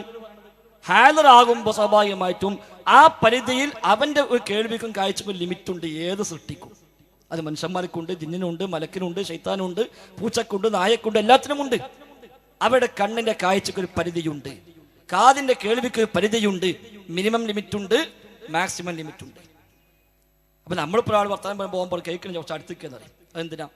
അത് ഓൻ്റെ ഒരു പരിധി റേഞ്ച് നമ്മൾ കയറണം, അപ്പോഴേ കേൾക്കുള്ളൂ. വല്ലാണ്ട് ശബ്ദം കൂട്ടിയാൽ ഒന്നും എല്ലാപ്പോഴും ചൂട് പൊട്ടുന്ന പറയും. അപ്പൊ നമ്മുടെ ഇതിന് ലിമിറ്റ് ഉണ്ട്. ജിന്നിന്റെ കേൾവിക്കും കാഴ്ചക്കും പരിധിയുണ്ട്, മലക്കിന്റെ കേൾവിക്കും കാഴ്ചക്കും പരിധിയുണ്ട്. പരിധി ഇല്ലാതെ കേൾക്കുന്നവൻ അല്ലാഹു തആല മാത്രം. പരിധി ഇല്ലാതെ കേൾക്കുന്നവൻ അല്ലാഹു തആല മാത്രം. അപ്പൊ ഗായിബായി നിൽക്കുന്നതിലാക്കി കേൾക്കാൻ കഴിയില്ല. കാരണം എന്താ? ഓനെ ഹാദിർക്കെത്തുമ്പോഴേ ഒരു കേൾക്കാൻ പറ്റുള്ളൂ. അല്ല ഹാദിർക്കെത്താൻ നമ്മളോനെ കണ്ടോളുന്നില്ല, ഹാദിറാകാനതല്ല. ഇപ്പൊ ഒരാൾ ഇതിന്റെ ബാക്കിൽ നിൽക്കുന്നുണ്ടെങ്കിൽ ഓത് കേൾക്കുന്നുണ്ടാവും. ഒരു മനുഷ്യൻ ഈ സ്റ്റേജിൽ അപ്പുറത്തെ മനുഷ്യൻ നിൽക്കുന്നുണ്ട്, ഓ നമുക്ക് ആപേക്ഷികമായി ഗായിബ. ഈ ശബ്ദം ഓൻ കേൾക്കുന്നുണ്ട്, അപ്പുറത്തുനിന്ന് കേൾക്കുന്നുണ്ട്. അപ്പൊ ഗായിബായ കേൾവി ഓനുണ്ട് എന്നൊന്നോ ഇല്ല. അദൃശ്യമായ കേൾവി അവനുണ്ട് സമ്മതിച്ചോ? ഇല്ല. എന്നപ്പോൾ ഒരു ശൈത്താൻ പറഞ്ഞ് കേൾക്കുന്നുണ്ടെങ്കിൽ, ഒരു മലക്ക് ഇവിടെ കേൾക്കുന്നുണ്ടെങ്കിൽ അതുണ്ട് വിശ്വസിച്ചാൽ ശിർക്കല്ല. അപ്പൊ അവിടെയാണ് ഹാദിർ പറഞ്ഞത്. എന്നാ ഗായിബായി കഴിഞ്ഞാലോ? ഗായിബാക ഉദ്ദേശിച്ചത് ഈ കണ്ണിന്ന് മറഞ്ഞിക്കുക എന്നുള്ളതല്ല. അവിടെ ഗായിബാവുക എന്ന് പറഞ്ഞാൽ കണ്ണിൽ നിന്ന് മറഞ്ഞു നിൽക്കുക എന്നതല്ല ഉദ്ദേശം. കാരണം കണ്ണിൽ നിന്ന് മറഞ്ഞാലും മനുഷ്യന് കേൾക്കാൻ കഴിയും, അതേപോലെ മറ്റു പല സൃഷ്ടികൾക്കും കേൾക്കാൻ പറ്റും. എന്നാൽ പിന്നെ എന്താ ഗായിബ്? അവന് നിശ്ചയിക്കപ്പെട്ട പരിധികൾക്ക് അതീതമായുള്ള ഇതിൽ നിൽക്കുക. ആ നിനക്ക് ചെയ്യാൻ കഴിയില്ല, അവന്റെ പരിധിയിലേ അവർക്ക് ചെയ്യാൻ കഴിയൂ. അപ്പൊ ശൈത്താനാവട്ടെ, മലക്കാവട്ടെ, ജിന്നാവട്ടെ, മനുഷ്യനാവട്ടെ, ഹയ്യ്, ഹാദിർ, ഖാദിർ, ഈ മൂന്നുമാണ് തൗഹീദ് ശിർക്കിൽ ദുആയും അല്ലാത്തയും വേർതിരിക്കുന്ന പ്രധാനപ്പെട്ട ചില സാങ്കേതിക ശബ്ദങ്ങൾ. അതുകൊണ്ട് അതിനുള്ളിൽപ്പെട്ട ഒന്ന് വിശ്വസിച്ചാൽ ശിർക്കല്ല. അതുകൊണ്ട് ആ ഒരു അടിസ്ഥാനത്തിലെ ചോദ്യങ്ങൾക്ക് പ്രാർത്ഥന എന്ന് പറയാൻ പറ്റൂല. അപ്പൊ റബ്ബിൽ പങ്കുചേർക്കൽ വരുന്നില്ല. അവിടെയാണ് നേരത്തെ പറഞ്ഞ വിഷയങ്ങളൊക്കെ. അബൂ ഹുറൈറ റളിയല്ലാഹു അൻഹു സംസാരിച്ചു. അപ്പൊ സംസാരിച്ചു വിശ്വസിച്ചാൽ ശിർക്കാവോ? ഇല്ല. കാരണം എന്താ? ജിന്ന ഭൗതിക അല്ല, ആലമുൽ ഗൈബല്ലേ. അപ്പൊ ആലമുൽ ഗൈബിലുള്ള ഒരാളെ എങ്ങനെ വർത്തമാനം പറയാ? അത് വിശ്വസിക്കാൻ പറ്റൂല എന്ന് പറയേണ്ടി വരൂലേ? അങ്ങനത്തെ ഒരുപാട് വിഷയങ്ങൾ. അതേസമയം പിന്നെ എങ്ങനെ ശിർക്കിലേക്കുള്ള വസീലയാകുന്നത്? ഇത് അവരുമായി ഏതെങ്കിലും അർത്ഥത്തിൽ ബന്ധം സ്ഥാപിച്ച് ഇപ്പൊ പ്രാർത്ഥിക്കുന്നൊന്നുമില്ല, ഇപ്പൊ യാതൊരു ഇതുമില്ല. പക്ഷെ കുറച്ച് കഴിയുമ്പോൾ മെല്ലെ മെല്ലെ മെല്ലെ മെല്ലെ ഇവിടെ പ്രാർത്ഥിക്കുന്നതിലേക്ക് എത്തിപ്പെടുമെന്നാണെങ്കിൽ അത് ഹറാമാണ്. ജിന്നുമായി ബന്ധപ്പെട്ടതാകുമ്പോൾ ആ ഏതു ബന്ധവും നമ്മെ ഇന്നല്ലെങ്കിൽ നാളെ അവനെ പൂജിക്കുന്ന, അവനെ ആരാധിക്കുന്ന, അവനോട് വിളിച്ചു പ്രാർത്ഥിക്കുന്ന, അവന്റെ സ്വന്തക്കാരായി മാറുന്ന സാഹചര്യത്തിലേക്ക് എത്തിക്കാൻ ഒരു സാധ്യതയുണ്ട്. അതുകൊണ്ട് അത് ശിർക്കിലേക്കുള്ള വഴിയാണ്, നമുക്കത് പാടില്ല. അതാണ് ഹറാം എന്ന് പറയാൻ കാരണം. ഏതുപോലെ ഒരാൾ ചോദിക്കുക, ഞാൻ ഖബർ സിയാർത്ത് ഉദ്ദേശിച്ചുകൊണ്ട് മമ്പുറത്ത് കോട്ടയിച്ചു, എനിക്ക് വേറെ ഒരു ഉദ്ദേശവും ഇല്ല, ഞാൻ സിയാർത്ത് ഉദ്ദേശിച്ച് പോവുകയാണ്, മരിക്കുന്നുള്ള ഓർമ്മ ഉണ്ടാകാൻ വേണ്ടി ഞാൻ ഖബറിന് സിയാർത്ത് ചെയ്യാൻ പോകുന്നു, ഞാൻ മമ്പുറത്ത് പോട്ടെ. നമ്മളെന്താ പറഞ്ഞു കൊടുക്കുക? എൻ്റെ നാട്ടിൽ ഖബർസ്ഥാനില്ല, അവിടെ പോയിക്കോ പറയും. അല്ല ഞാൻ മമ്പുറത്ത് പോകാം, എന്തിനാ മമ്പുറത്ത് പോണ്? സിയാർത്തിന് ഇവിടെ പോയിക്കോ. അപ്പൊ എനിക്ക് വേറെന്താ ഉദ്ദേശം ഉണ്ടല്ലോ? സിയാർത്ത് മാത്രമല്ലല്ലോ. സിയാർത്ത് മാത്രമല്ല, മമ്പുറം ചാർത്തക്ക് എത്ര മുമ്പായിട്ട് എത്ര സ്ഥലത്ത് ഖബർസ്ഥാനുണ്ട്. അവിടെ നിന്ന് ഇറങ്ങാതെ എടുത്തിന് അവിടെ പോയി ഇറങ്ങുമ്പോൾ അത് വെറും സിയാർത്തല്ല. അങ്ങോട്ട് പോകണ്ടെന്ന് അറിയും. ഞാൻ സിയാറത്തെ ഉദ്ദേശമുള്ളൂ, എന്നാലും പോകണ്ട അറിയും. എന്താ കാരണം? ഓൻ അവിടെ ചെന്ന് കുറെ ആൾക്കാർ ജാറ മൂടുന്നതും മുത്തുന്നതും മണക്കുന്നതും അവിടെ ഇങ്ങനെ കാണുകയും ഓലൊക്കെ ഇവനോട് ഇങ്ങനെ ഓരോ അനുഭവം പറയുകയും ഇവിടെ വന്നിട്ട് എൻ്റെ ആ പ്രശ്നം തോന്നുന്നു, ഈ പ്രശ്നം തോന്നുന്നു പറയുമ്പോൾ ഇവനും ഇങ്ങനെ ചിലപ്പോൾ മെല്ലൊന്ന് മനസ്സ് ഇളകും. അങ്ങനെ ഉണ്ടോ, എന്നാൽ പിന്നെ നമുക്കൊന്ന് വന്ന് നോക്കിയാലോ. അപ്പോൾ ഓനെ വകുപ്പ് മാറും. അത് ശിർക്കിലേക്കുള്ള വസീലയാണ്. അതുകൊണ്ട് ഒരു കാലത്ത് നബി പറഞ്ഞു ഖബർ സിയാർത്ത് പാടില്ല. പിന്നെ പറഞ്ഞു ഇനി നിങ്ങൾ ഖബർ സന്ദർശിച്ചു കൊള്ളുക. എന്തുകൊണ്ട് അന്ന് പാടില്ലെന്ന്? ഇപ്പൊ സുന്നത്തായ കാര്യം ഖബർ സിയാർത്ത്. ഈ സുന്നത്തായ ഖബർ സിയാറത്ത് നബി അന്ന് പറഞ്ഞു ഖബർ സന്ദർശിക്കരുത്. ഇബ്നുൽ ഖയ്യിം റഹിമഹുല്ലാ അവിടുത്തെ സാദുൽ മആദിലും ഇഗാസത്തുൽ ലഹ്ഫാൻ മിൻ മസ്വാഇദ് ശൈത്താൻ കിതാബിലും പറയുന്നു അന്ന് ഖബർ സിയാറത്ത് പാടില്ല എന്ന് പറയാൻ കാരണം അത് വസിയത്തു ശിർക്ക് ആയതുകൊണ്ടായിരുന്നു. ശിർക്കിലേക്കുള്ള മാർഗമായിരുന്നു അന്ന് ഖബർ സിയാറത്ത്. കാരണം ഒരു ഇസ്ലാമൊക്കെ വന്നിട്ടേ ഉള്ളൂ. ഉടനെ ഖബറിലേക്ക് വിട്ടാൽ ആ പഴയ ഓർമ്മ വരും. അതുകൊണ്ട് ഇപ്പൊ തൽക്കാലം പോകണ്ടാണ്. തൗഹീദൊക്കെ കുറച്ച് ക്ലിയറായി ഇനി ഒരു ഖബറിന് പോയാൽ ഒരു പ്രശ്നമില്ല. ശരി, കുന്തു നഹൈതുകും അൻ സിയാറത്തുൽ ഖുബൂർ അലാ ഫസൂറുഹ, ഞാൻ വിലക്കിയിരുന്നു നിങ്ങളെ ഇത് സന്ദർശിച്ചു കൊള്ളുക. അപ്പൊ അങ്ങനത്തെ ഒരു കേസ് ഇന്നുണ്ടെങ്കിലോ അയാൾ നമ്മൾ പോകേണ്ടി വരും. അതാ ഈ മമ്പുറത്തെ കേസാൻ പറഞ്ഞത് പറയും. സുന്നത്തായ കാര്യം ഖബർ സിയാറത്ത് അത് ശിർക്കിലേക്കുള്ള വസീലയായി മാറുമ്പോൾ ചെയ്യാൻ പറ്റില്ല എന്ന് പറയും. അപ്പൊ വസീയത്തു ശിർക്ക് അതാണ്. കാലത്തിനനുസരിച്ച് മാറും, ആൾക്കനുസരിച്ച് മാറും, നാടിനനുസരിച്ച് മാറും. ഈ നാട്ടിൽ വസീലയായത് അറബി നാട്ടിൽ വസീലയാകണമെന്നില്ല. ഒരാൾക്ക് വസീലയായത് മറ്റൊരാൾക്ക് വസീലയാകണമെന്നില്ല. അപ്പൊ ഒരാളെ ശിർക്കിലേക്ക് എത്തിക്കാനുള്ള വഴിയാണെങ്കിൽ അത് വസീലയാണ്. ജിന്നുമായുള്ള ഏത് ബന്ധവും ഒരാളെ ശിർക്കിലേക്ക് എത്തിക്കും. അതുകൊണ്ട് ആ വഴി തന്നെ ഇസ്ലാം അടച്ചു. ഒരു ബന്ധവും പാടില്ല, യാതൊരു ഇടപാടും പാടില്ല. എല്ലാ ഇടപാടുകളും അത് നിങ്ങൾ ഈമാൻ തെറ്റിക്കാൻ നിമിത്തമാകും. അതുകൊണ്ട് അത് ചെയ്യാൻ പാടില്ല. അതാണ് ശിർക്കിലേക്കുള്ള വസീല മാർഗം എന്ന് പറഞ്ഞത്. അത് തെറ്റായി മനസ്സിലാക്കുമ്പോൾ നേരത്തെ താങ്കൾ പറഞ്ഞതുപോലെ ഈ പറയപ്പെട്ട ഒരുപാട് ഹദീസിൽ ഈ ചോദ്യങ്ങളൊക്കെ വരാം. അപ്പൊ അബൂ ഹുറൈറ ശിർക്ക് ചെയ്തോ എന്ന് ചോദിക്കേണ്ടി വരും. ചെയ്തു എന്ന് പറയേണ്ടി വരും. അത്തരം ആളുകൾ, അപ്പുറത്തുള്ള ആളുകൾ ജിന്നും മലക്കൊക്കെ അഭൗതിക കഴിവുള്ളൂല എന്ന് പറഞ്ഞു വെച്ച ആളുകൾ അത് പറയേണ്ടി വരും. ഇമാം അഹമ്മദ് ശിർക്ക് ചെയ്ത് വയ്ക്കുമ്പോൾ പറയേണ്ടി വരും. ഇന്നലെയും ചങ്ങനെ വെച്ചപ്പോൾ അയാൾ പറഞ്ഞാണ് ഇമാം അഹമ്മദ് ശിർക്ക് ചെയ്ത് നമുക്ക് എന്താ വെച്ചാൽ നമുക്കൊന്നുമില്ല, നമ്മുടെ പാരമ്പര്യം മൊത്തം പോകുന്നുള്ളൂ, വേറെ കുഴപ്പമൊന്നുമില്ല. അപ്പൊ അതൊക്കെ എല്ലാം ഇപ്പൊ ഈ പറഞ്ഞല്ലോ സിഹിറിന് യാഥാർത്ഥ്യം വിശ്വസിച്ച ശിർക്കാണ്. അപ്പൊ ഇമാം ബുഖാരിന്റെ തൗഹീദ് എന്താ തിരിച്ചു പറയേണ്ടി വരും. ആ ഹദീസ് പഠിപ്പിച്ച് ആയിഷ ബീവിയാണ് ഒന്ന്, ആയിഷ ബീവിന്റെ തൗഹീദ് എന്താ ശരിയായില്ല പറയേണ്ടി വരും. അള്ളാഹുവിന്റെ റസൂൽ അത് പറഞ്ഞത്, അപ്പോ റസൂലിന്റെ തൗഹീദും ശരിയില്ല, ഞാൻ മാത്രമേ ശരിയുള്ളൂ പറയേണ്ടി വരും. അവിടെയാണ് നമ്മൾ പറഞ്ഞത് അഭൗതിക കഴിവുണ്ടെന്ന് പറയല്ല. അഭൗതിക കഴിവ് അള്ളാഹ്ക്കേ ഉള്ളൂ. കാര്യകാരണ ബന്ധങ്ങൾക്ക് അതീതമായ കഴിവ് അള്ളാഹ്ക്കേ ഉള്ളൂ. എന്നാൽ കണ്ണ് കാണൂല എന്ന അർത്ഥത്തിൽ അദൃശ്യം എന്ന് പറഞ്ഞൂടെ പറയാം, അഭൗതികം എന്ന് പറഞ്ഞൂടെ പറയാം, അതിൽ തർക്കമൊന്നുമില്ല. കോഴിച്ചിറ വാദപ്രതിവാദത്തിൽ നമ്മുടെ വാദം എഴുതിയെന്താ, മനുഷ്യനെ സംബന്ധിച്ച് അഭൗതികമായ ജിന്ന്, മനുഷ്യനെ സംബന്ധിച്ച് അഭൗതികമായ ജിന്ന് എന്നാണ് കോഴിച്ചിറ സംവാദത്തിൽ നമ്മൾ വാദം എഴുതിയത്. എന്താ കാരണം? മനുഷ്യനെ സംബന്ധിച്ച അഭൗതികമാണ്, അത് ആപേക്ഷികമാണ്. അത് ഏത് അഭൗതികം? പഞ്ചേന്ദ്രിയങ്ങൾക്കപ്പുറത്ത്. എന്നാൽ കാരണങ്ങൾക്കപ്പുറത്താണോ? അല്ല. അവിടെ നാസസുലഭി ചോദിച്ചത് എന്ത് കാരണം ജിന്നും ഇൻസും തമ്മിലുള്ളത്? അതിനാണ് ഇപ്പൊ വിചിന്തനം പറഞ്ഞത് കാര്യകാരണ ബന്ധമുണ്ട്. അത് നമുക്ക് മനസ്സിലാവില്ല എന്നുള്ളൂ. അത് മനസ്സിലാവും കുറച്ച് കഴിയുമ്പോഴേക്കും. പാഠപുസ്തകം വായിച്ച് നോക്കിയാൽ മതി. 4ാം ക്ലാസ്സിലെ പാഠപുസ്തകം മറിച്ച് നോക്കി അതിൽ കാണും ശൈത്താനാണ് ആ കാര്യകാരണ ബന്ധം. അപ്പോ പറഞ്ഞു വന്നത് ജിന്നുകള് പല രൂപവും മാറും എന്നാണ് അല്ലേ? മാറാം. അപ്പൊ ഞാനൊക്കെ എല്ലാം പോവുകയാണെങ്കിൽ വലിച്ച ജിന്ന് രൂപം വന്ന് മാറി എന്നോട് വല്ലതും സംസാരിച്ചാൽ ഇപ്പൊ കേന്ദ്രമാര് പറയുന്നത് അതിന് ഞാൻ നരകത്തിലാന്ന് പേടിച്ചിട്ടുണ്ടല്ലോ. അതായത് നമ്മളെ വിഷയത്തിൽ ഒന്നുകൂടി ക്ലിയർ ആക്കേണ്ടതുണ്ട്. അത് ജിന്നുകൾക്കും മലക്കൾക്കും അല്ലാഹു തആല വ്യത്യസ്ത രൂപങ്ങൾ പ്രാപിക്കാനുള്ള പ്രകൃതമാണ് നൽകിയിട്ടുള്ളത്. മനുഷ്യന് രൂപം മാറാൻ കഴിയില്ല, ശബ്ദം മാറാൻ കഴിയും. അതാണ് മിമിക്രി ഉള്ളത്. മനുഷ്യന്മാർക്ക് ശബ്ദം മാറ്റാൻ പറ്റും, രൂപം മാറ്റാൻ കഴിയില്ല. അവിടെ ഇപ്പൊ നമ്മളൊക്കെ ഇങ്ങനെ എപ്പോഴും മിമിക്രിയിൽ ചേർക്കില്ലല്ലോ. നമുക്ക് ഒരാൾക്ക് വേറെ ശബ്ദം എടുക്കാൻ പറ്റൂലേ?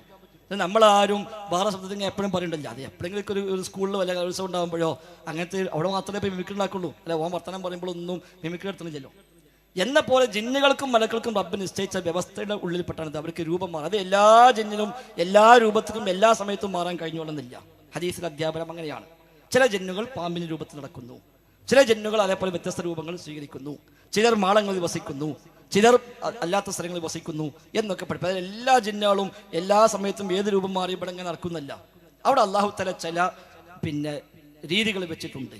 മനുഷ്യന്റെയും ജിന്നുകളുടെയും ജീവിത രീതിക്ക് പ്രതികൂലമായി ബാധിക്കാത്ത വിധമുള്ള ചില സിസ്റ്റങ്ങൾ അള്ളാഹു അവിടെ നിശ്ചയിച്ചിട്ടുണ്ട്. അത് പാലിച്ചുകൊണ്ടേ അവിടേക്ക് ചെയ്യുള്ളൂ. ഇനി ഒരു മനുഷ്യൻ കക്കാൻ പോയാൽ ആ മനുഷ്യനെ പിടിക്കലാരാ? ബാക്കി മനുഷ്യന്മാരാ. ഒരു മനുഷ്യൻ കക്കാൻ പോയാൽ ബാക്കി മനുഷ്യന്മാരെ പിടിക്കും. ഓതന്നെ അവനെ തല്ലും, ഓതന്നെ ജയിലിൽ കൊണ്ടുപോകും, ഓതന്നെ ഓനെ വിചാരണ ചെയ്യും, ഓതന്നെ ചിലപ്പോൾ ഓനെ ശിക്ഷയും നടപ്പാക്കും. അതേ സിസ്റ്റം ഓത ലോകത്തുണ്ട്. ഒരു ജിന്ന് മനുഷ്യരൂപത്തിലേക്ക് വരാൻ പോകുമ്പോഴേക്കും അവിടെ തന്നെ തടുക്കാൻ സംവിധാനം നിശ്ചയിച്ചിട്ടുണ്ട്. അവിടെ തന്നെ കോടതിയും പോലീസും ഒക്കെ അവിടെയുണ്ട്. അതാണ് പ്രമാണങ്ങൾ പഠിപ്പിക്കുന്നത്.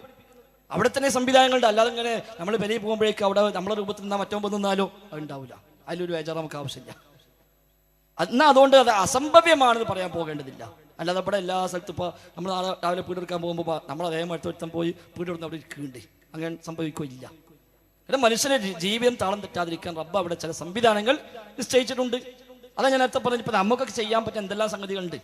നമുക്ക് എല്ലാവർക്കും വേണമെങ്കിൽ കക്കാനൊക്കെ കുറച്ച് കഴിയൂലേ? പക്ഷെ ആരും കക്കാൻ പോയിക്കണം നമ്മൾ ഇല്ല. കഴിയാത്തതുകൊണ്ടല്ല, അള്ളാനെ പേടിച്ചിട്ട് വേണ്ടാക്കും. ചിലർ മനുഷ്യന്മാരെ പേടിച്ച് വേണ്ടാക്കും. ചിലർ ആവശ്യം വന്നിട്ട് അപ്പം ആലോചിച്ചിട്ടില്ല. ആവശ്യം വരുമ്പോൾ അപ്പം നോക്കും, അപ്പം നമ്മളെ കള്ളം തുടിക്കും. വ്യഭിചരിക്കാൻ എല്ലാവർക്കും പറ്റും. എന്താരും പോകാത്തത് പഠിച്ചവനെ പേടിച്ച് വേണ്ടാക്കും. ചിലർ പഠിച്ചവനെ പേടിച്ചിട്ടൊന്നുമല്ല, മനുഷ്യന്മാരെ പേടിച്ച് ധൈര്യം ഇല്ലാത്തതുകൊണ്ട് പോകാതാക്കും. അതൊന്നും അവന് കഴിയില്ല എന്നർത്ഥത്തിലില്ല. എന്നതുപോലെ സംവിധാനമാണ് അവരുടെയിലും ഉള്ളത്.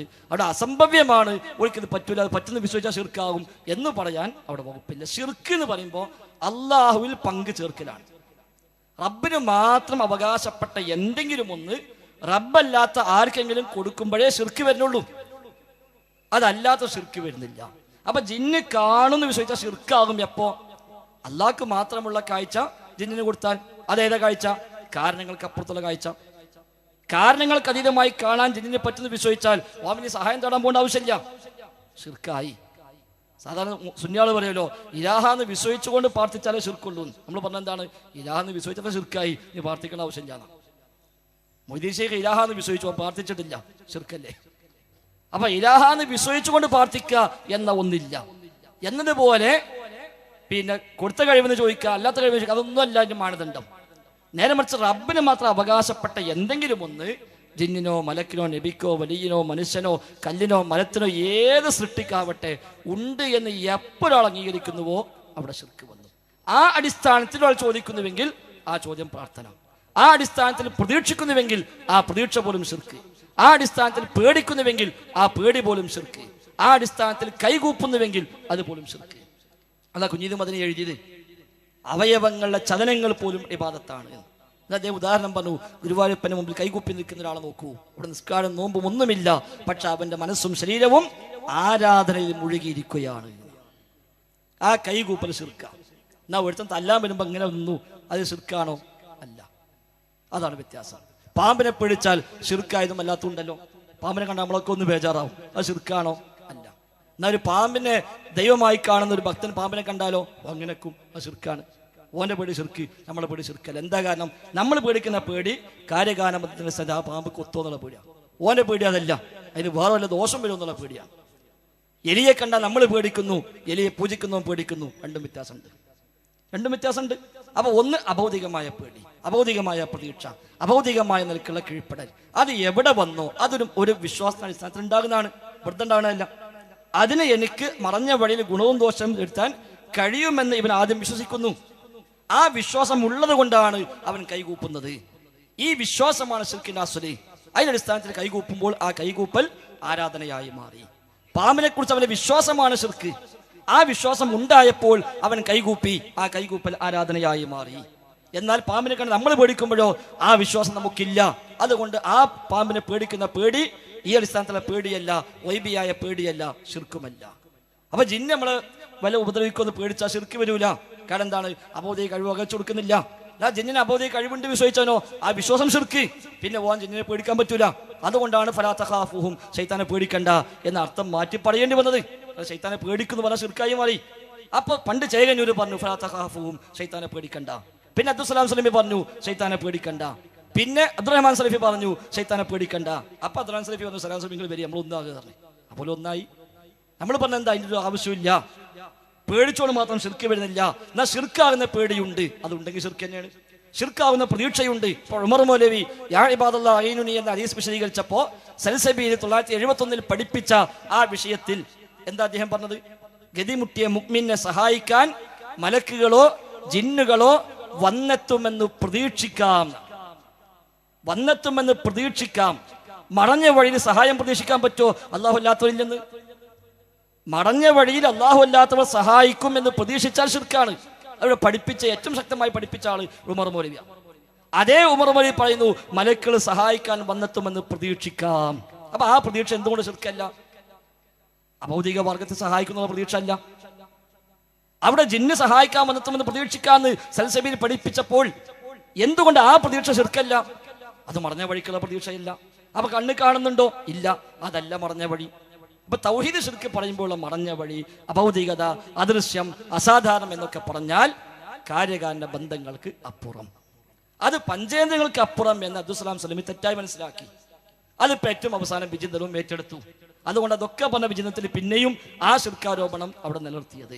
അതും കൂടി തിരുത്തിയാൽ ഇൻഷാ അല്ലാഹ് ആ ഭാഗത്ത് നമുക്ക് ക്ലിയർ ആവും. ശരി. പത്തപ്പിരം സംവാദത്തിന്റെ ഫൈസൽ മൗലവി അബ്ദുറഹ്മാൻ സലഫിയോടെ ആലു ഷെയ്ഖിന്റെ ഫത്വ വായിപ്പിച്ചൊക്കെയാണല്ലേ. മുസ്ലിം ജിന്നിനോട് ചോദിച്ച വസീലത്ത് ശിർക്കും കാഫിർ ജിന്നിനോട് ചോദിച്ച ശിർക്കുമാണെന്ന് അബ്ദുറഹ്മാൻ സലഫി പറഞ്ഞു. അയാളെ ബുദ്ധി കൊണ്ട് പറഞ്ഞാണോ അതോ ആലു ഷെയ്ഖിന്റെ ഫത്വയിൽ ഇല്ലതാണോ? കാഫിർ ജിന്നിനോട് ചോദിക്കുമ്പോ ശിർക്കും, മുസ്ലിം ജിന്നിനോട് ചോദിക്കുമ്പോ വസീലത്ത് ശിർക്കാണ്. ആ കുട്ടൻസ് ഇച്ച് തിരിഞ്ഞിട്ടില്ല എന്ന് പറഞ്ഞത്. അത് അബ്ദുറഹ്മാൻ സലഫിക്കും തിരിഞ്ഞിട്ടില്ല, അതുകൊണ്ടാണ് ഉപ്പരി വായിച്ചത്.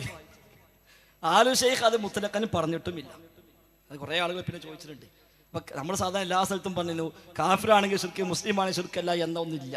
ഇപ്പൊ ഗുരുവായൂരപ്പനോട് പോയി തേടിയാലും മുനീഷേഖിനോട് തേടിയാലും ഒരാൾ മുസ്ലിം അതുകൊണ്ട് ശിർക്കല്ല, മറ്റാൾ മുസ്ലിം അല്ല അതുകൊണ്ട് ശിർക്കാണ് എന്നൊന്നും ഇല്ലല്ലോ.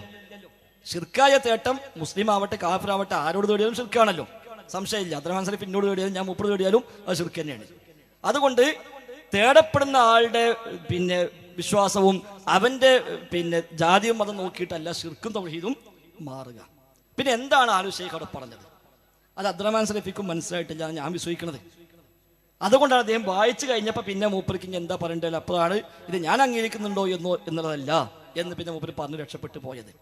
ആലുഷേഖനോട് ചോദിച്ച യഥാർത്ഥത്തിൽ റുഖിയ ശർഈയുമായി ബന്ധപ്പെട്ട വിഷയമാണ്. ആ ചോദ്യമാണ് പ്രധാനം. അദ്ദേഹത്തോട് ചോദിച്ചത് ഹൽ യജൂസു ദഹാബു ലിൽ ഇലാജി ഇൻദ മൻ യസ്ഉമു അന്നഹു യുആലിജു ബിമുസാഅദത്തി ജിന്നിൻ മുസ്ലിമീന. മുസ്ലിം ജിന്നിന്റെ സഹായത്താൽ ചികിത്സിക്കുന്നു എന്ന് പറയുന്ന ഒരാളുടെ അടുത്തേക്ക് ചികിത്സാവശ്യാർത്ഥം എനിക്ക് പോകാൻ പറ്റുമോ എന്നാണ്. അപ്പൊ റുഖിയ നടത്തുന്ന റാഖിയുണ്ട് അവിടെ. റുഖിയ ശർഈ നടത്തുന്ന ഒരാള്, ശർഈയായ മന്ത്രങ്ങൾ, ഇതിന് അംഗീകരിച്ച ശർഈയിൽ സ്ഥിരപ്പെട്ട മന്ത്രങ്ങൾ നടത്തുന്ന ഒരാളാണ് റാഖി, റുഖിയ ശർഈയ. അദ്ദേഹത്തിന്റെ വാദം മുസ്ലിം ജിന്നുകൾ എന്നെ സഹായിക്കുന്നുണ്ട്.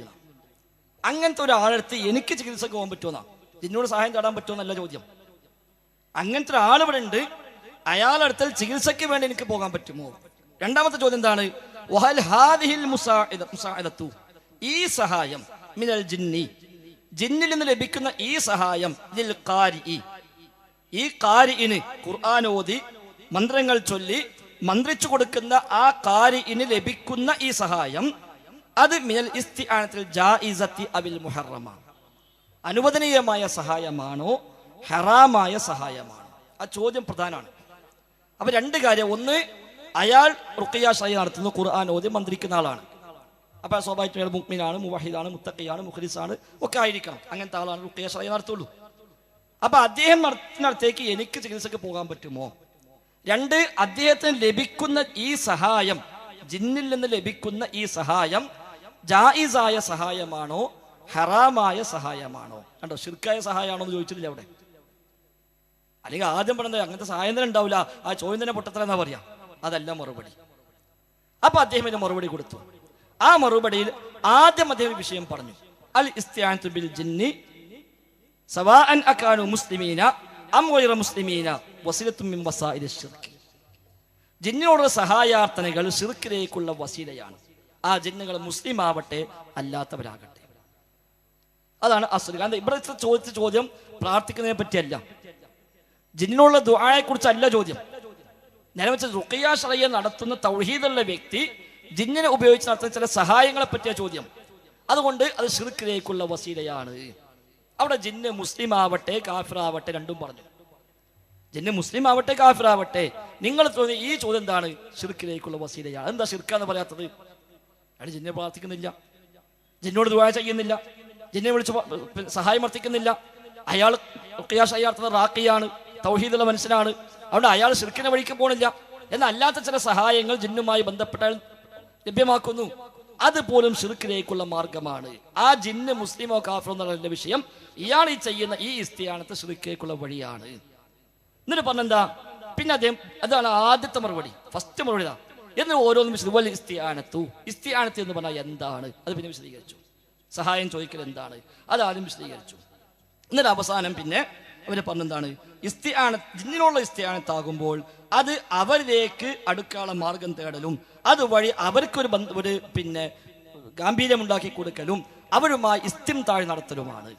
അത് പാടില്ലെന്ന് ഖുർആൻ പറയുന്നുണ്ട് എന്ന് പറഞ്ഞ് സൂറത്തുൽ അൻആമിലെ 108-ാമത്തെ ആയത്ത് അദ്ദേഹം ഉദ്ധരിക്കുന്നു.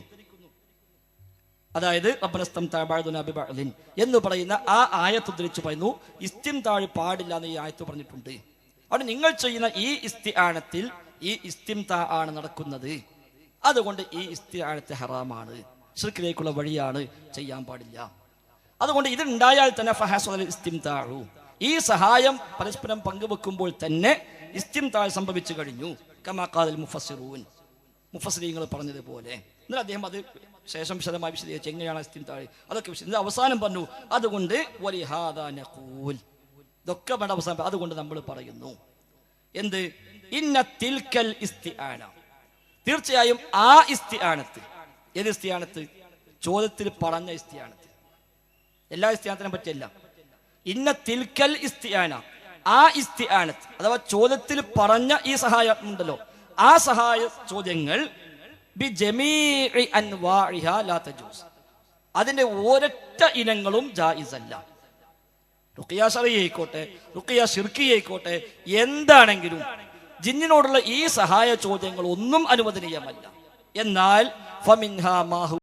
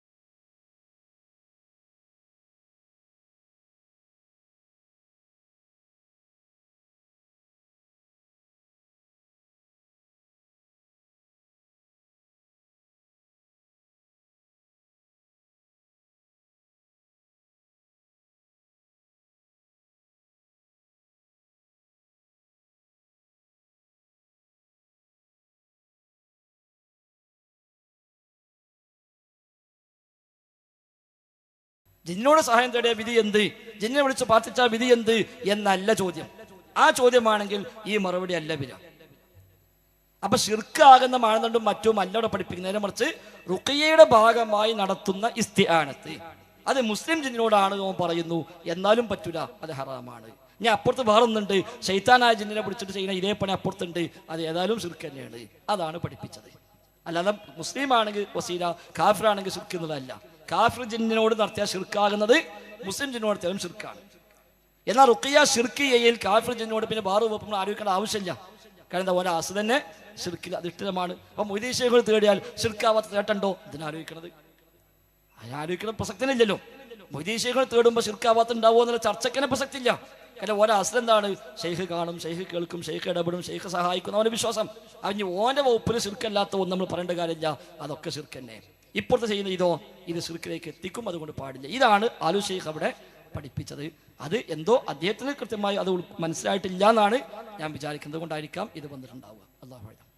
കോയിച്ചന സംവാദത്തില് കാഫിർ ജിന്നിനോട് ആയത്ത് ചോദിക്കുമ്പോൾ, കാഫിർ ജിന്നിനോട് പറ്റിയുള്ള ആയത്ത് ചോദിക്കുമ്പോൾ ഫൈസൽ മൗലവി മുസ്ലിം ജിന്നിനോടാണ് ഉള്ള ആയത്താണ് മറുപടി പറയുന്നത് എന്ന് ഒരു പ്രചാരണം നടക്കുന്നുണ്ട്.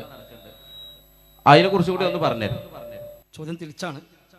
മുസ്ലിം ജിന്നോട് ചോദിച്ചപ്പോൾ കാഫിർ ജിന്നിന്റെ ആയത്ത് ഓതി എന്നാണ് പറഞ്ഞത്. നിങ്ങൾ പറഞ്ഞപ്പോൾ അറിയതാണ്. അതിൽ മുസ്ലിം ജിന്നോട് തേടിയ ശിർക്കാണ് എന്നതിന് തെളിവ് എന്താണ്? അത് ചോദിച്ചപ്പോൾ കാഫിർ ജിന്നോട് തേടിയ തെളിവ് ശിർക്ക് എന്നുള്ളതാണ് ഓതിയത് എന്നാണ്. അപ്പൊ അത് ശരിയല്ല. ആ ചോദ്യം തന്നെ തെറ്റാണ്. ആ ചോദ്യം തന്നെ ശരിയല്ല. കാരണം എന്താണ്, നമ്മൾ നേരത്തെ പറഞ്ഞല്ലോ, ജിന്ന് മുസ്ലിമോ കാഫിറോ എന്നുള്ളതല്ല ശിർക്കിന്റെ മാനദണ്ഡം. അപ്പൊ മൂപ്പരമായി കൂട്ടിയതാണ്. ജിന്നിനോട് തേട്ടം പറയുമ്പോൾ അവിടെ എന്ത് ചെയ്യും, മുസ്ലിം ജിന്നെ കൂട്ടിയാൽ പിന്നെ മൂപ്പർക്ക് വകുപ്പുമാണ് മൂപ്പര് മനസ്സിലാക്കിയത്. അപ്പൊ ആ ചോദ്യം തന്നെ മൂപ്പര് പിഴവാണ്. ഇവിടെ ഏതായിക്കോട്ടെ എല്ലാത്തിനും ഈ ആയത്ത് ബാധകമാണ്. അപ്പൊ ആലു ഷെയ്ഖ് ഇതേ ആയത്ത് പറഞ്ഞിട്ടാണ് രണ്ടും പറഞ്ഞത്. അപ്പൊ ഏതായിരുന്നാലും ഇനി അതിന് മറുവശമുള്ളത് പത്തപ്പിയൻ സംവാദത്തിൽ നമ്മൾ പറഞ്ഞല്ലോ, യഥാർത്ഥത്തിൽ ജിന്നും മലക്കൊക്കെ അഭൗതികമാണ് അല്ലെങ്കിൽ അഭൗതിക കഴിവുള്ളവരാണ് എന്ന് പറഞ്ഞു കഴിഞ്ഞാൽ പിന്നെ ഇസ്തിംതാഴ് എന്ന ഒന്നിനെ ഉണ്ടാകാൻ പാടില്ല. ഇസ്തിംതാഴ് എന്താ, അങ്ങോട്ടും ഇങ്ങോട്ടും സുഖമെടുക്കുക, പരസ്പരം അങ്ങോട്ടും ഇങ്ങോട്ടും സുഖമെടുക്കുക, അതാണ് ഇസ്തിംതാഴ്. അഭൗതികമായ ജിന്നിന്ന് ഒരു സുഖമെടുക്കുന്നുണ്ട്, ഒരു ഏതെങ്കിലും പ്രയോജനം കിട്ടുന്നുണ്ട് എന്ന് വന്നാൽ തന്നെ പോയില്ലേ. അപ്പൊ തന്നെ ശരിക്കും അതുകൊണ്ടാണ് പത്തപ്പേത്ത് നമ്മൾ ചോദിച്ചത് അഭൗതികമായ ജിന്നിന്ന് എങ്ങനെയാണ് ഒരു ഇസ്തിംതാഴ് ഉണ്ടാവുക. അപ്പൊ അവിടെ അത് ക്ലിയർ ആകുന്നു. അല്ലാഹു അക്ബർ. അസ്സലാമു അലൈക്കും. എൻ്റെ പേര് ഷാവുൽ ഹമീദ്. ഞാൻ പാലക്കാട് അടുത്ത് കല്ലടിക്കോട് പറയുന്ന സ്ഥലത്താണ് ഉസ്താദെ. കഴിഞ്ഞ മാസം ഒരു മുഖാമുഖത്തിൽ വിശ്വാസവുമായി ബന്ധപ്പെട്ട ഒരു കാര്യം ഒരു മുഖാമുഖത്തിൽ ചോദിക്കേണ്ടായി. അതിനൊരു ആയത്ത് തന്നു, അത് 2 ആയത്ത് തന്നു. അത് വിശദീകരണ ആവശ്യം ഇട്ടിട്ടാണ് ഞാൻ വന്നിരിക്കുന്നത്. അത് റസൂൽ സല്ലല്ലാഹു അലൈഹി വസല്ലമയ്ക്ക് ഇന്ന് ജീവിച്ചിരിക്കുന്ന ലോകത്ത് നടന്നുകൊണ്ടിരിക്കുന്ന എല്ലാ കാര്യങ്ങളും അറിയാനും കാണാനും ഉള്ള കഴിവുണ്ടോ എന്നുള്ളതാണ് ചോദ്യം. സുന്നിനോടാണ് ചോദിച്ചത്. അപ്പൊ ആ മുസ്ലിം തന്ന മറുപടി സൂറത്ത് തൗബ 105-ാമത്തെ ആയത്ത് നിങ്ങൾ ഖുർആനാണെന്ന് വിശ്വസിക്കണ്ടോന്ന് ചോദിച്ചു. ആ ഉണ്ട് എന്ന് പറഞ്ഞു. അപ്പൊ ആ വിശദീകരണത്തിൽ അത് കാണാനും കേൾക്കാനും കഴിവ് റസൂലിനുണ്ട് എന്നുള്ളതാണ്. എന്ന ആയത്താകണം അദ്ദേഹം ഉദ്ദേശിച്ചിട്ടുണ്ടാവുക. അത് വഖുലിഅമലു, നബിയെ പറഞ്ഞു കൊടുക്ക, എഴുമലു, നിങ്ങൾ പ്രവർത്തിക്കുവിൻ. ഫസയറല്ലാഹു അമലക്കും വറസൂലുഹു, അല്ലാഹു നിങ്ങളെ അമല് കാണും, അവന്റെ റസൂലും നിങ്ങളെ അമല് കാണും. സൂറത്ത് തൗബയിലെ ആയത്താണ്. അപ്പൊ സാധാരണ മുസ്ലിയാക്കന്മാർ പറയും അല്ലാഹു അമല് കാണുന്നു, റസൂലും അമല് കാണുന്നു. അപ്പൊ നമ്മൾ ചെയ്യുന്ന എല്ലാ അമലും റസൂൽ കാണുന്നുണ്ട് എന്നാണ് അവർ പറയുക. അത് ശരിയല്ല. ആ ആയത്തിൽ പറഞ്ഞത് ആ വിഷയവുമല്ല. മുനാഫിക്കുകളുമായി ബന്ധപ്പെട്ടാണ് ആ ആയത്തുള്ളത്. യുദ്ധത്തിലേക്ക് പോയ മുനാഫിക്കുകൾ ഇടയ്ക്ക് വെച്ച് ഒഴികഴിവുകൾ പറഞ്ഞ് യുദ്ധത്തിൽ നിന്ന് പിന്മാറിപ്പോന്നു. അവർ ശരിക്കും വിശ്വാസവഞ്ചന കാണിച്ചു. യുദ്ധം കഴിഞ്ഞ് നബിയും സഹാബത്തൊക്കെ വന്നതിന് ശേഷം അവർ വന്നിട്ട് നബിയോട് കുറെ നല്ല വർത്തമാനങ്ങൾ പറഞ്ഞു. അതായത് ഞങ്ങളങ്ങനെ ബുദ്ധിമുട്ടായതുകൊണ്ട് പോകുന്നതാണ്, ഏതായാലും ഇനി യുദ്ധം ഉണ്ടാകുമ്പോൾ ഞങ്ങളൊക്കെ ഉണ്ടാവും എന്നൊക്കെ പറഞ്ഞ് നബിയെ പ്രീതിപ്പെടുത്താനുള്ള പണി അവർ ചെയ്തു. അപ്പൊ നബി അത് അംഗീകരിച്ചു. ശരി, അവിടെ അള്ളാഹു ഇടപെട്ടു. അങ്ങനെ പറഞ്ഞത് കേട്ട് പോകണ്ട, ഏതായാലും നമ്മൾ കാത്തിരിക്കാം, ഇനിയും വരാനുണ്ടല്ലോ യുദ്ധങ്ങളൊക്കെ. അതാണ് വഖുലിഅമലു, നിങ്ങൾ അമൽ ചെയ്തോളി. ഫസയറല്ലാഹു അമലക്കും, അള്ളാഹു നിങ്ങളെ അമല് നോക്കിക്കാണും. വറസൂലുഹു, അവന്റെ റസൂലും കാണും. വൽ മുഅ്മിനൂൻ, മുഅ്മിനീങ്ങളും കാണും. അത് മൂലമല ഓതൂല, സത്യവിശ്വാസികളും കാണുന്നതാണ്. അപ്പൊ ഇനി നിങ്ങൾ എന്താ ചെയ്യുക, നിങ്ങളുടെ നിലപാട് എന്തായിരിക്കും? അടുത്ത യുദ്ധമൊക്കെ ഉണ്ടാകുമ്പോൾ നിങ്ങളൊക്കെ എന്ത് നിലപാടെടുക്കുക നമുക്ക് നോക്കി കാത്തുനിന്ന് കാണാം. അതാണ് അതിന്റെ ഒരു വ്യാഖ്യാനം. രണ്ട്, നിങ്ങളിപ്പോൾ എന്ത് കളവ് പറഞ്ഞാൽ നമ്മളൊക്കെ പറ്റിച്ച് തൽക്കാലം പെടുന്ന് പെർമിഷൻ വാങ്ങി നിങ്ങൾ പോയാലും പരലോകത്ത് വരാനുണ്ട് നമ്മളൊക്കെ. അവിടുന്ന് ഇതൊക്കെ പുറത്ത് വരും. അപ്പോൾ അള്ളാഹു ഇതൊക്കെ പുറത്ത് കൊണ്ടുവരും. അന്ന് റസൂലും മുഅ്മിനീങ്ങളും ഒക്കെ നിങ്ങളെ ഈ കളവൊക്കെ അവിടുന്ന് മനസ്സിലാക്കും എന്നതാണ് അതിൻ്റെ മറ്റൊരു വ്യാഖ്യാനം. അത് ലോകത്തെടുക്കുന്ന എല്ലാ അമലും നബി കാണും എന്ന് പറയാൻ തെളിവാണെങ്കിൽ അതിന്റെ ബാക്കി എന്താ? വല്ലദീന ആമനു അല്ല വൽ മുഅ്മിനൂൻ, സത്യവിശ്വാസികളും കാണുന്ന. അപ്പോൾ ഒറ്റ ചോദ്യം മൂലെടുക്കും, മുതൽ നിങ്ങൾ മുഅ്മിനാണോ ചോദിക്കുക? ആ മുഅ്മിനാണ്. ലോകത്തെല്ലാവരും ചെയ്യണ എല്ലാ അമലും നിങ്ങളിപ്പോൾ കാണുന്നുണ്ടോ ചോദിക്കുക? ഇല്ല. അപ്പം പിന്നെ നിങ്ങൾ മുഅ്മിൻ എല്ലാവരും ഇല്ലേ? ഒന്നുകിൽ മുഅ്മിനല്ല പറയണം, അല്ലെങ്കിൽ ആയത്ത് ശരിയല്ല പറയണം. അപ്പൊ ആ ആയത്ത് തന്നെ അതുണ്ട്. ഇബ്നു ഖയ്യിം റഹിമഹുല്ലാഹ് പറഞ്ഞ പോലെ ശിർക്ക് സ്ഥാപിക്കാൻ ഏത് ആയത്ത് കൊടുത്താലും അതേ ആയത്തിന് മറുപടി ഉണ്ടാകുന്ന ഇബ്നു ഖയ്യിം പറഞ്ഞത്. ശിർക്ക് സ്ഥാപിക്കാൻ എന്ത് ആയത്തേറ്റ് വന്നാലും ആ ആയത്തിൽ നിന്ന് കിട്ടും ഓരെ കൊടുക്കാനുള്ള വശം. അതാണത്. അപ്പൊ ഒറ്റ ചോദ്യം ആയിക്കോട്ടെ ഉസ്താദെ, ബാക്കി വല്ല മുഅ്മിനൂൻ, മുഅ്മിനീങ്ങളും കാണുന്നതാണല്ലോ, നിങ്ങൾ കാണലുണ്ടോ? ഞാൻ എൻ്റെ വരി നിസ്കരിക്കണമൊക്കെ? അതില്ല. അപ്പം നിങ്ങൾ മുഅ്മിനല്ല. അപ്പം മുതൽക്ക് മനസ്സിലാവും. അപ്പം അതിലത്രേ ഉള്ളൂ. അതങ്ങനെ ലോകത്തിലെ എല്ലാ അമലും റസൂൽ കാണുമെന്ന് പറയാൻ തെളിവല്ല. നബിയെ കബളിപ്പിച്ച് നബിയോട് ഇല്ലാത്ത നുണകൾ പറഞ്ഞ് നബിയെ വിശ്വസിപ്പിച്ച് പെർമിഷൻ വാങ്ങി പോയപ്പോൾ നിങ്ങൾ അങ്ങനെ രക്ഷപ്പെട്ടൊന്നും വിചാരിക്കണ്ട, ഇതൊക്കെ ഇവിടെ പൊളിയും എന്ന് പഠിപ്പിക്കുകയാണ് അല്ലാഹു തആല അവിടെ ചെയ്യുന്നത്. അതാണ് ഒരായത്ത്. വേറെ ഉണ്ടോ? ഉപചോദ്യം. സൂറത്ത് അഹ്റാഫിൽ 188 ആയത്ത് ഉസ്താദ് അർത്ഥം പറഞ്ഞതും അതേമാതിരി ഒരു ലെവലില്ലാത്ത രീതിയിലാണ് ഉസ്താദ്, അതൊന്ന് വിശദീകരിക്കണം. സൂറത്ത് അഹ്റാഫിൽ 188 ആയത്ത്. അത് നേരെ തിരിച്ചാണല്ലോ. ഖുല്ലാ അംലികു നഫ്സി ദർറൻ നഫ്അൻ വലാ ദർറൻ. അത് അവർക്ക് എതിരാണല്ലോ, അതാവാൻ സാധ്യതയില്ല. പറഞ്ഞു കൊടുത്ത ആയത്ത് അതാണ്, പക്ഷെ അത് വിശദീകരിച്ചത് അർത്ഥം ഫുള്ളായി പറഞ്ഞില്ല. അത് പറയുക, ലാ അംലികു നഫ്സി നഫ്അൻ വലാ ദർറൻ, എനിക്ക് തന്നെ ഞാൻ ഉപകാരമോ ഉപദ്രവമോ ഉടമയാക്കുന്നില്ല. ഇല്ലാ മാഷാ അല്ലാഹ്, അള്ളാഹു ഉദ്ദേശിച്ചത് അല്ലാതെ. വലൗ കുന്തു അഅലമുൽ ഗൈബ, എനിക്ക് ഗൈബ് അറിയുമായിരുന്നുവെങ്കിൽ ലസ്തക്സർതു മിനൽ ഖൈർ, ധാരാളം നന്മകൾ എനിക്ക്, അല്ലെങ്കിൽ ധാരാളം ഗുണങ്ങൾ എനിക്ക് നേടാമായിരുന്നു. വമാ മസ്സനിയ സൂഉ, എന്നെ ഒരു ദുരിതവും ബാധിക്കുമായിരുന്നില്ല. ഇൻ അന ഇല്ലാ നദീറും വബശീറുൻ ലിഖൗമി യുഅ്മിനൂൻ, വിശ്വാസികളായ ആളുകൾക്ക് സന്തോഷവാർത്ത അറിയിക്കുന്നവനും താക്കീതുകാരനുമല്ലാതെയല്ല ഞാൻ. ഇതാണ് ആയത്ത്. അപ്പൊ ഇതിൽ നിന്ന് നബിക്ക് ഗൈബ് അറിയില്ല എന്ന് വ്യക്തമാകുന്നു. അങ്ങനെ ഗൈബ് അറിയുമായിരുന്നുവെങ്കിൽ ലസ്തക്സർതു മിനൽ ഖൈർ, ഒരുപാട് ഗുണങ്ങൾ എനിക്ക് വർദ്ധിപ്പിക്കാമായിരുന്നു. അപ്പൊ അടുത്ത ആഴ്ച നോട്ട് നിരോധിക്കുന്നു എന്ന് അറിഞ്ഞാൽ ഈ തങ്ങന്മാരൊക്കെ കുടുങ്ങോ? നോട്ട് നിരോധനത്തിൽ ഇല്ലല്ലോ, എല്ലാവരും പെട്ടല്ലോ. ഏത് വലിയ തങ്ങന്മാരും പെട്ടു. അങ്ങനെ ഒരിക്കറിയില്ല 8-ാം തീയതി നോട്ട് നിരോധിക്കാൻ പോകുക എന്നുള്ളത്. അതാണ് ഈ പറഞ്ഞത്. എനിക്ക് മറഞ്ഞ കാര്യം അറിയുമായിരുന്നുവെങ്കിൽ ഒരുപാട് നന്മകൾ എനിക്ക് നേടാമായിരുന്നു, ഒരു ദുരിതവും എന്നെ ബാധിക്കുകയും ചെയ്യുമായിരുന്നില്ല. പക്ഷെ നബിക്ക് ദുരിതം ബാധിച്ചു. നബി ഉഹദിൽ അവർ കുഴിച്ച കുഴിയിൽ പോയി വീണു. അതേപോലെ യഹൂദികൾ കൊടുത്ത വിഷത്തിൽ നബി വഞ്ചിതനായി അതിൽ അകപ്പെട്ടു. പക്ഷെ അല്ലാഹു തആല രക്ഷപ്പെടുത്തി. ആ നിലക്കുള്ള ഒരുപാട് പ്രയാസങ്ങൾ വന്നത് ഗൈബ് അറിയാത്തത് കൊണ്ടാണ്. അപ്പൊ ഗൈബ് അള്ളാഹ്ക്ക് മാത്രമേ അറിയുള്ളൂ, വേറെ ആർക്കും അറിയില്ല. എന്നാൽ അല്ലാഹു തആല അറിയിച്ചു കൊടുക്കുന്ന വിഷയങ്ങൾ നബിമാർക്ക് അറിയിച്ചു കൊടുത്താൽ അവർക്കറിയും, അല്ലാത്തവർക്ക് നബി അറിയിച്ചു കൊടുത്താൽ അവർക്ക് അക്കാര്യം അറിയും എന്നല്ലാതെ അള്ളാഹു എന്താണോ ആർക്കാണോ അറിയിച്ചു കൊടുത്തത് അതുമാത്രം അവർക്കറിയും. ഗൈബ് അറിയാനുള്ള കഴിവ് അവർക്കാർക്കുമില്ല. ഇപ്പൊ സ്വർഗത്തിലെ പല സുഖങ്ങളും നമുക്കിപ്പോൾ അറിയാം, അത് ഗൈബാണ്. നമുക്ക് എങ്ങനെ അറിഞ്ഞു? ഖുർആൻ അല്ലാഹ് അറിയിച്ചെന്നു, അപ്പൊ നമുക്ക് മനസ്സിലായി. എന്നതുപോലെ അല്ലാഹു തആല അറിയിച്ചു കൊടുത്തത് എന്തോ അതാണ് അറിയുക, അതിനപ്പുറം അറിയില്ല എന്നാണ് ആയത്തിൽ പഠിപ്പിക്കുന്നത്. അതെ, ഈ മൗലൂദ് ഓതിയിട്ടേ ഈ ആയത്തിന്റെ അർത്ഥം കൂടി നേരെ പറഞ്ഞുതരാൻ പറ്റുന്ന അവസ്ഥയിലാണ് ഇപ്പൊ സംസ്ഥാന ഉസ്താദ്മാര്. അതാണ് മനസ്സിലാക്കാൻ കഴിയുന്നത്. അതെ, ശരിയാണ്. അവരെ സംബന്ധിച്ച ഖുർആൻ അത്രേ ഉള്ളൂ. അവർക്ക് ഖുർആനും അതിൻ്റെ ഇതൊന്നും പ്രധാനമല്ല. ഫാത്തിഹ പോലും അർത്ഥം പഠിക്കൽ നിർബന്ധമില്ല എന്ന് പുസ്തകം എഴുതി പഠിപ്പിച്ച ലോകത്തെ ഒരേ ഒരു കൂട്ടര് സമസ്തക്കാർ മാത്രമാണ്. വേറെ ആരും അങ്ങനെ പഠിപ്പിച്ചിട്ടില്ല. അതുകൊണ്ട് അവരെ സംബന്ധിച്ച് മൗലൂദ് എത്രയോ കാണാതെ ഓതിക്കോളും, എന്നാൽ മറ്റത് കിട്ടണമെന്നില്ല. അസ്സലാമു അലൈക്കും. എൻ്റെ പേര് അബ്ദുൽ സലാം, പന്നിപ്പാറ. എനിക്ക് ചോദിക്കാനുള്ളത്, രാത്രിയുടെ ഇരുട്ടിൽ തപ്പിത്തടയുന്ന ഒരാൾ തൊട്ടടുത്ത കുറ്റിക്കാട്ടുന്നൊരു ശബ്ദം കേൾക്കണം. ആ ശബ്ദം